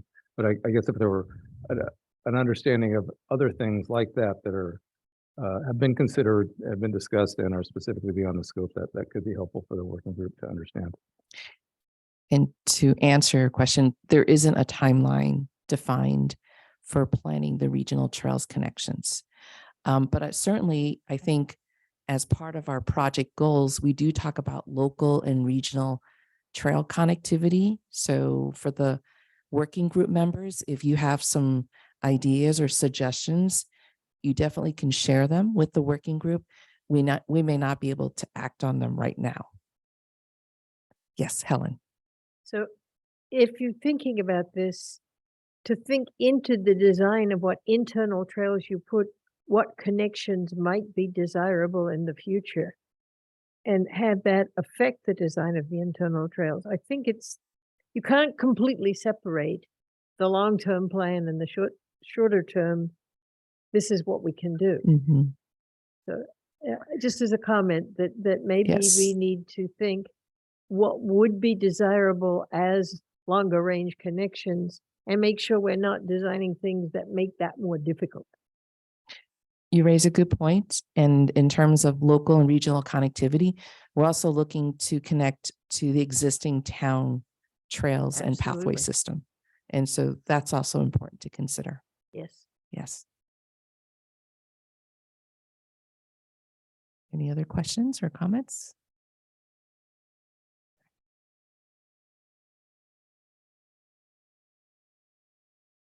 Thank you for all your questions. One other thing I want to point out, there's this purple shade on the map. So that's basically represents the views folks in Portola Valley Ranch. You see those house icons. So they have certain views of the site, and we would prefer to place trails and amenities that would site away from those purple areas.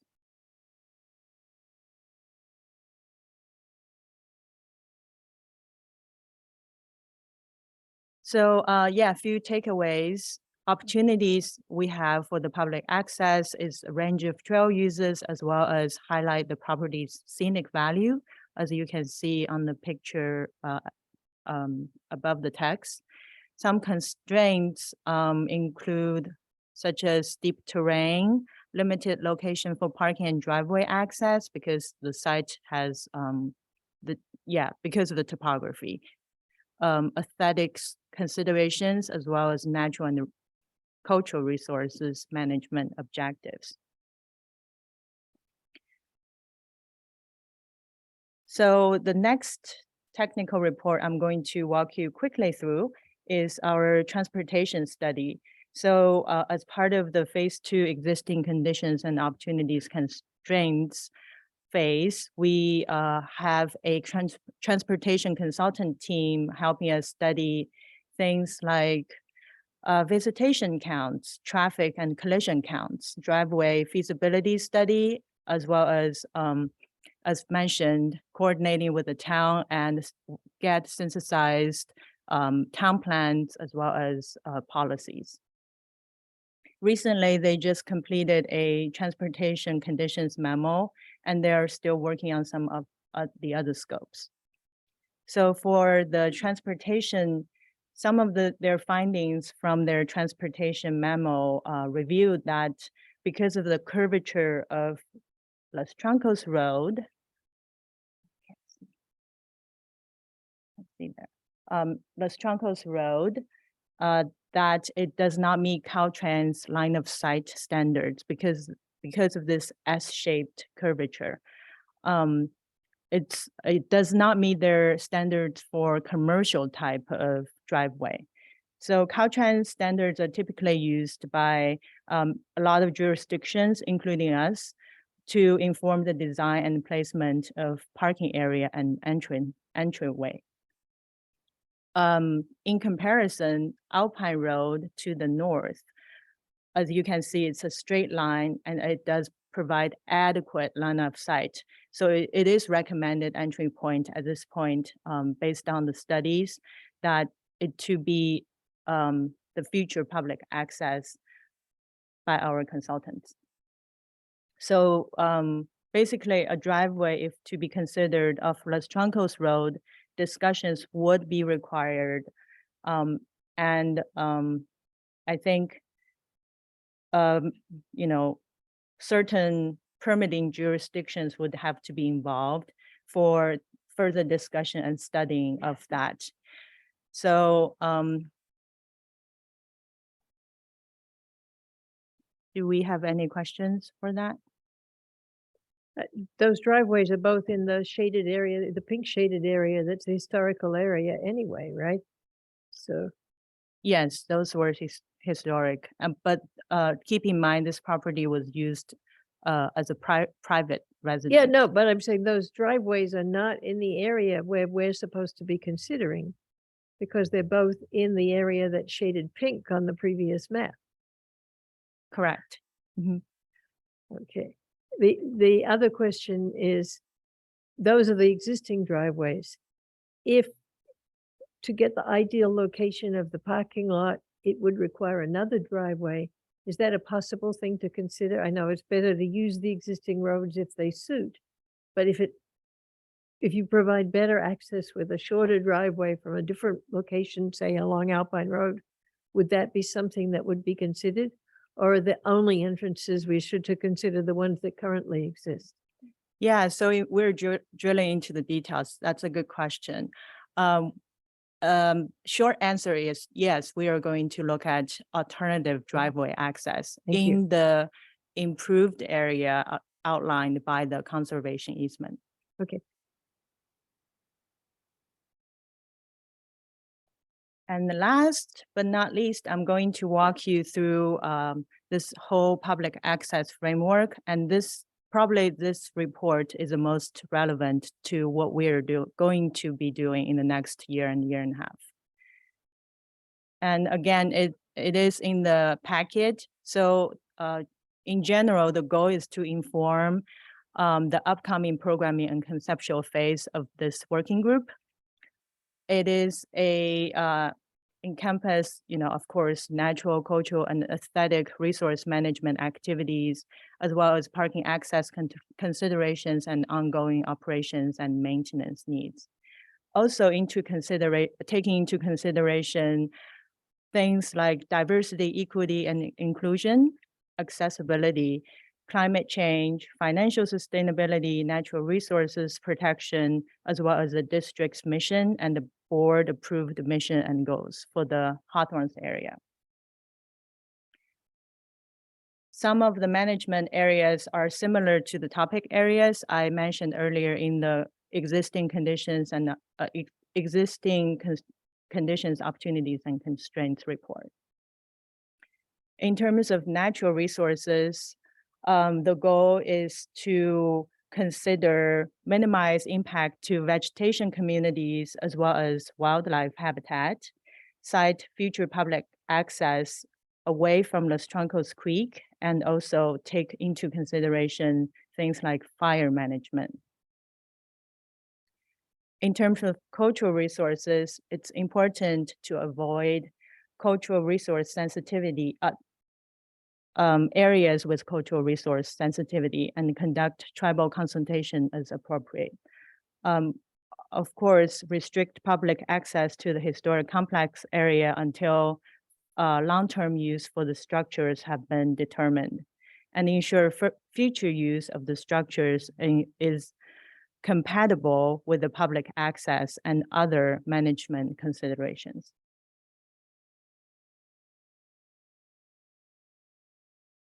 And in terms of the aesthetics, as mentioned earlier in the map, our goal is to protect the view shed and highlight key vista points.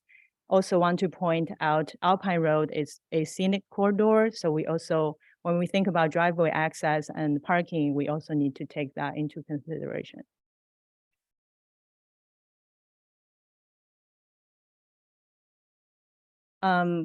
As part of, we have representatives here that represent different user groups. So taking to different user groups' perspective into consideration, seek trail alignment opportunities for both internal and external regional connectivity. In addition, develop driveway access and on-site parking area as discussed earlier.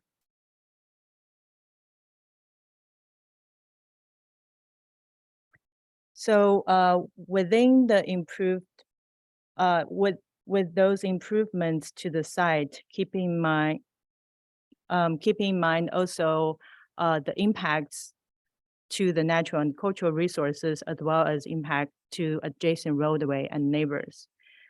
Site amenities, provide benches at visitor points, avoid toilet at parking area, and wayfinding signage throughout the site are some of the considerations as well. Wanted to come to operations and maintenance needs. These are identified key considerations, including restrictions set by the conservation easement, prioritize use of existing roads, as we talked about, and maintain site security and meet public safety objectives. So yeah, again, these are, we basically showed you the whole public access framework, and you're welcome to go through the details of that after the meeting. With that, I will turn it to Kathy. Thanks, Ashley. I think Ashley did such a great job at the opportunities and constraints document and the public access framework. I'm not sure that there's a big need to go over this, but obviously there are tremendous opportunities here that we want to harness while paying special attention to how we can best use the space from a recreational point of view in terms of access and the various kinds of trail systems. I think one of the words that came up too was the multimodal access. So that's just something to take into account and the opportunities for interpretation, environmental education, as well as, of course, community engagement. So there's plenty of information for you to sink your teeth into here. These issues we've already touched on, I think we're going to get much more into in the coming meetings. The other side of that same coin, of course, is the constraints on the site. I think we're going to see them when we're out there next time. The environment and habitat are important amongst those, but we can look at those firsthand when we're on site in August. So now's a good time for any questions at all in relation to the things that we've discussed tonight. And there's been a lot of procedural things, but there's also been a lot of content. I know we've had some questions during the course of the evening, but if anyone's got any questions at all, now's a good time. I've got a question. We went through. Okay. Please go ahead, then Helen will be after you. Okay. We went through opportunities and constraints at a very, I thought it's on. Okay, I will do my best. We went through opportunities and constraints at a very high level, and then we touched on the framework. And both of these are board directed documents they've signed off on. Is there any wiggle room there, or is that, I guess what I'm asking is the framework essentially another set of constraints that we're operating under? I think it actually identifies qualities of the site, some of which are opportunities and some of which are constraints. It's obviously the framework, it's a more detailed document. And it's actually described this, there is some overlap with the opportunities and constraints document, but the framework is a very meaty beginning point. If you're asking, are there opportunities for us as a group of the PORG to redefine the question? I think I would defer to the district, but I suspect not, just because they've looked at it. I mean, this is the summary of their various studies, ecological and other. Okay. So is there a topic that you think has been omitted or perhaps underrepresented? Here I am, the mountain biker.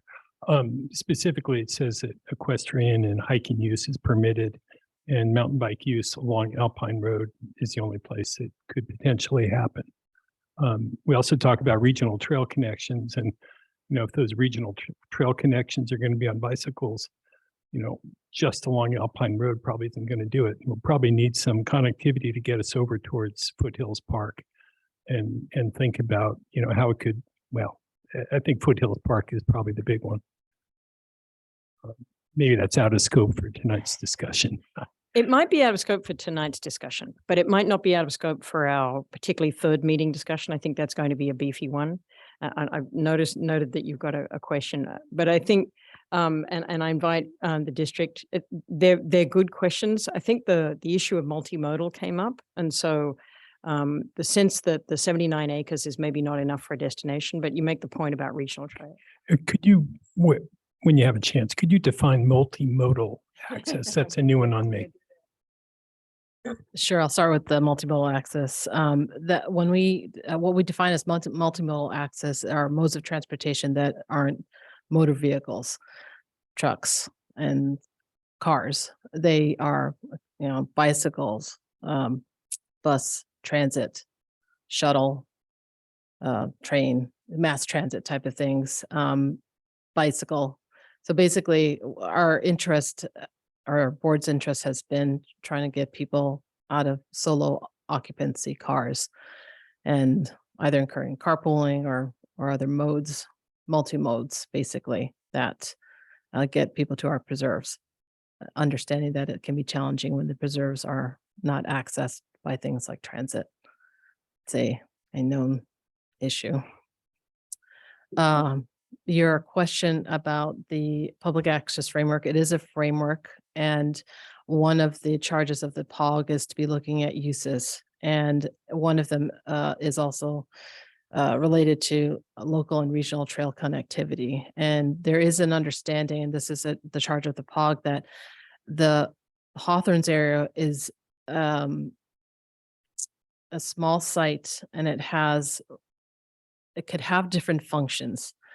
If it is a site that has an internal trail systems unto itself, it is a different preserve than if it has connections to elsewhere, because then it becomes a thoroughfare to other places. And so one of the POG's charges is going to look at that and consider that. Like, what do you see this site becoming? Is it a destination for people to just take a stroll through and they do nothing else? Is it a destination where they come, stage, and go on a major mountain biking ride?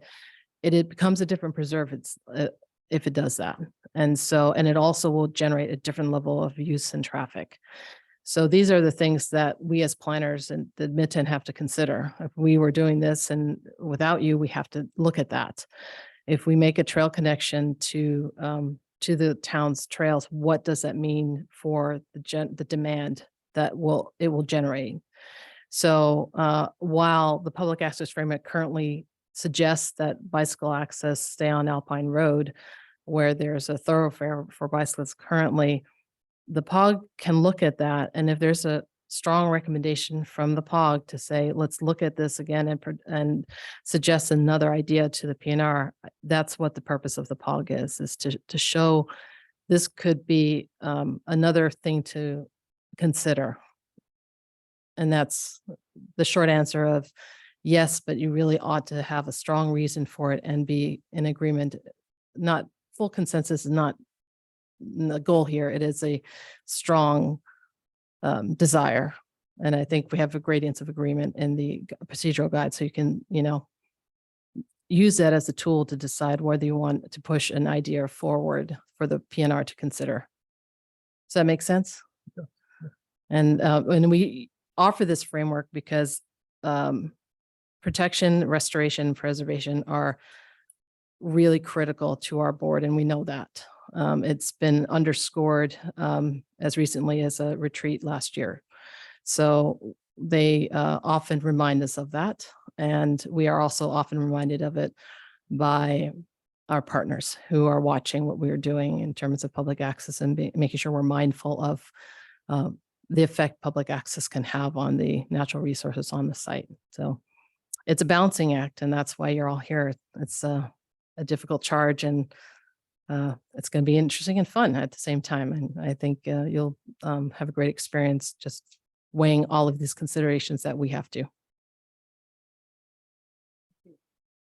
I had Helen and then Karen.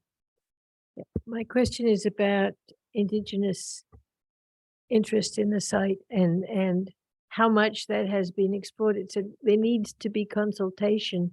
Has there been consultation? Do we know? I didn't see in the package any maps that say these are the areas that are particularly should be protected for Indigenous cultural reasons. And I have some understanding of why those maps are maybe protected. Yeah. But figuring out what we should be thinking about that, we need to know what has been said and what is the current status, or is it our responsibility to connect with those groups too? It'll happen through the district, and the conversations have been begun. But I agree that information can be sensitive. It's not generally publicly available, but yeah. There's a statewide system of storing that information called the CRIS system. And you need to qualify to even be able to look at it. And to be a qualified archaeologist is one way to do that. But in terms, because it's fragile and often sacred. Yeah. Yes, Karen. I had another question kind of about bicycles, but more in the line of safe routes to schools. In that there was some language in the package about the perimeter, not explicitly just Alpine Road Trail, but the perimeter area, that there could be more possibilities, because I believe that most of that has been disked for wildfire safety. So would that be less protected because it's cleaned up for wildfire? And is there, any comments on that that I could? Yeah, I'm keen you're going to do a better job at that. So what I'm sorry. Oh, it's like, I know someone over here asked.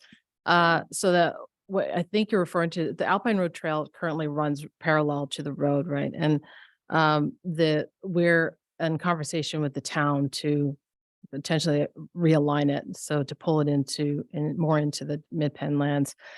And so that area that you're talking about, the disked area, which is, everyone know what disking is? Okay. That that area is going to be studied to find out where the trail alignment might be. Our trails crew are, they're looking at both aspects, both the internal trail system as well as the Alpine Road Trail a realignment as well. So I think that the safe routes to school, the town's interest is pulling it off the road so that it can be a better connection. What the current use is versus what it becomes is a conversation that will be had with the town. Is that just for Alpine Road or could be the entire perimeter where it's? Currently, it's the Alpine Road side. Okay.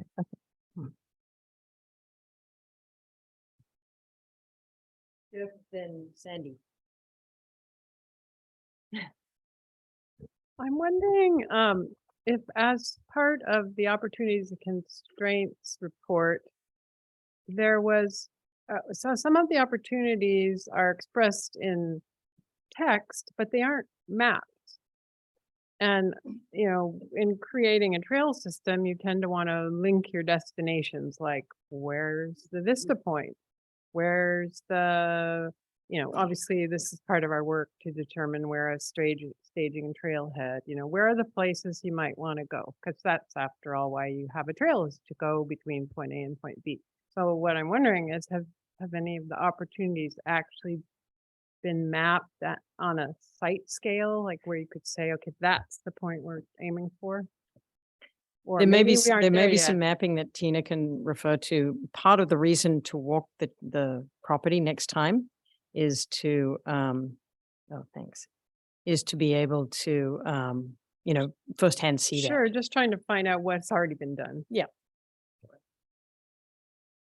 The mapping exercise primarily was aggregating everything into this map. I know it says public access constraints, but it's also opportunities.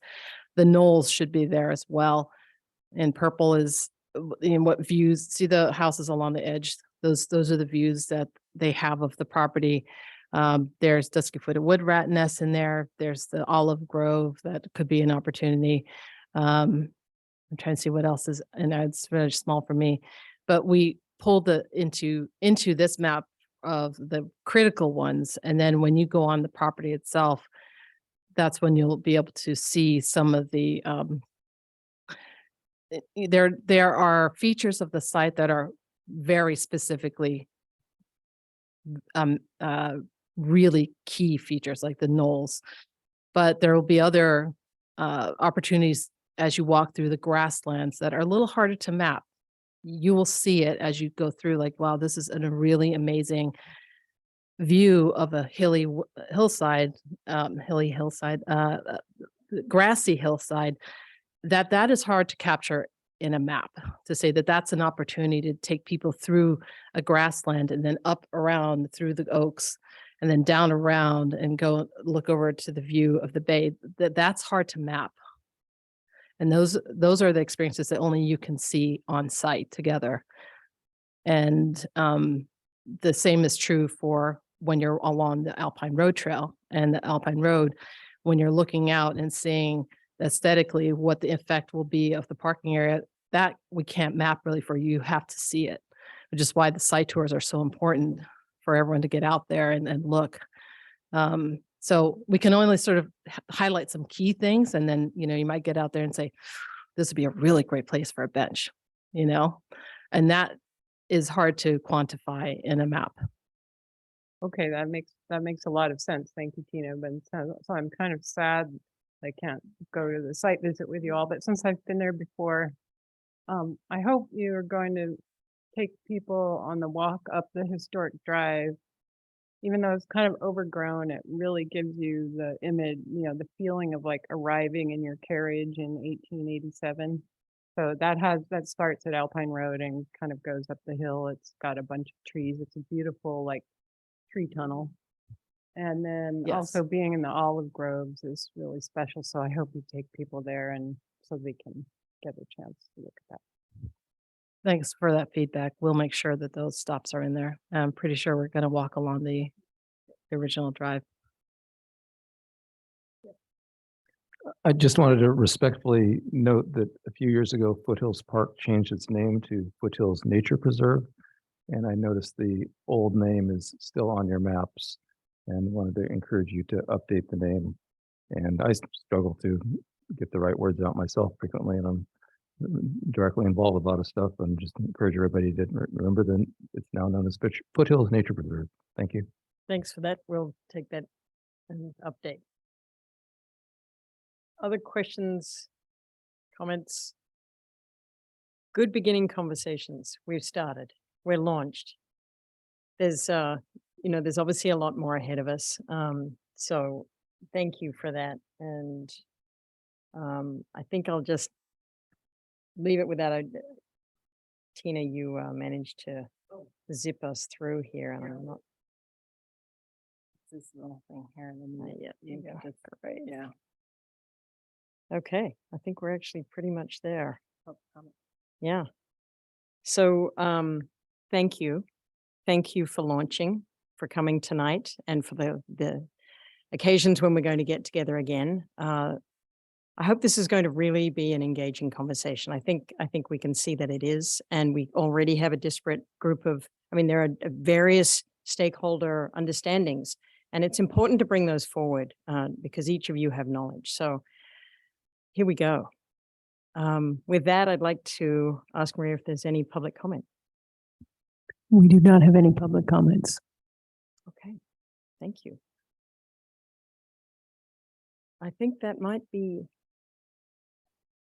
that's right. Oh, that's right, of course, yes, the next meeting, which we've been talking about. So it is August the 26th. It should be actually spectacularly beautiful out there. Sorry, Sandy. But I know you know the site. As Tina mentioned in passing earlier, it is a public meeting. We will be asking for RSVPs from the public because we're going to need to manage parking. There's a capacity, so we need to work out how to address that. Of course, when you come to the visit, it's in the morning on a Saturday. Bring snacks, wear sturdy shoes. There are no trails there yet officially, so expect some rough ground. Bring a hat, of course. Really, it is a golden opportunity to see the ground itself and to really develop some understanding so that we can all meaningfully contribute. I think the questions that Sandy was rightfully bringing up, understanding how the shape of the land changes your viewpoint, those sorts of things are things that we'll be getting when we're on site. So read your material, particularly the things I think that Ashley touched on, the existing conditions, opportunities and constraints report, the existing transportation conditions technical memo, and also the public access framework. They're key documents. There's several others in there, but those are certainly key documents. And very much look forward to engaging with you on the next time. So thank you. Yes. Well, David. Quick question on exactly where we're meeting. Are we meeting on the Los Trancos side or on the Alpine, maybe Roberts parking lot? We'll be meeting on the Alpine side, but there will be notification about that. Okay. So do you want to talk about that, Ashley? Yeah, basically we're going to meet inside the Hawthorns area, take that existing driveway across the street from Roberts Market up to a middle point, and then meet at a lower point by the grassland. So I will send out instructions and tips for you guys in advance for that site tour.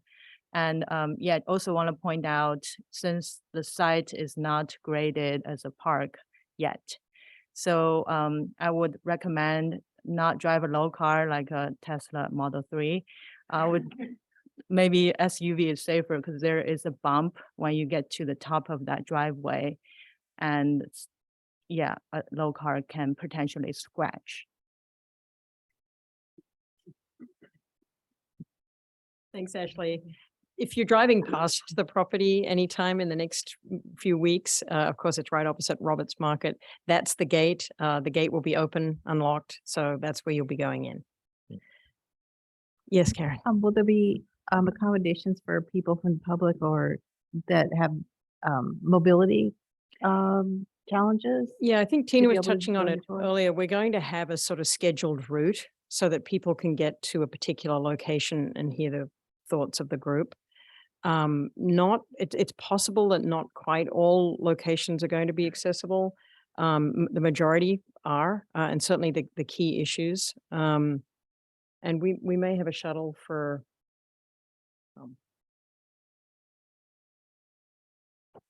part of the RSVP process is to get at anyone who needs special accommodations so that we can plan for it. And while all of you will be walking, and this is terrain that the disc line is kind of sandy and uneven and loose, so that type of it's uncomfortable. I will say that. That type of situation we wouldn't be able to bring someone to via the vehicle. So there'll be specific points that we can bring the person. They can get out, listen to you, then we'll get them back in the car, move to the next spot, wait for you all to arrive because they're going to get there faster. And then again, they'll be able to listen to parts of it, and then they'll see a lot of the sites that are especially the critical key ones that we can get them to. And then they'll be able to see the rest of your discussion in the meeting summary, some key highlights. Well, we're not going to do verbatim minutes, but we'll pick out key highlights so that they understand what was discussed.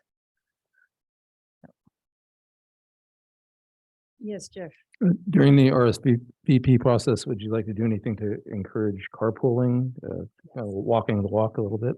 Yeah. And maybe even using the park and ride lot at Page Mill and 280. Yes, and wouldn't be bad to ask you all to carpool if possible too, because this will be 15 cars, 16 cars potentially. So if there's any possibility of that, if you're interested in connecting, I guess we can figure out a carpool or something if that's of interest. Or I'm not really sure how to do that without doing exactly what I said not to do, which was communicate with each other. So anyway, if there's ability to do that, do so. Otherwise, we will definitely park you. We'll just have to figure out everyone else. I think perhaps in the RSVP process, indicating an interest in carpooling and that you're an available driver or not, maybe one way to approach that. So, other questions, comments? It's been a good night. Thank you. I would call the evening over, and I would ask if you could on your way out to drop your name tag in the basket that's on the table right there. And it will be here waiting for you next time we meet in this room. Thank you so much.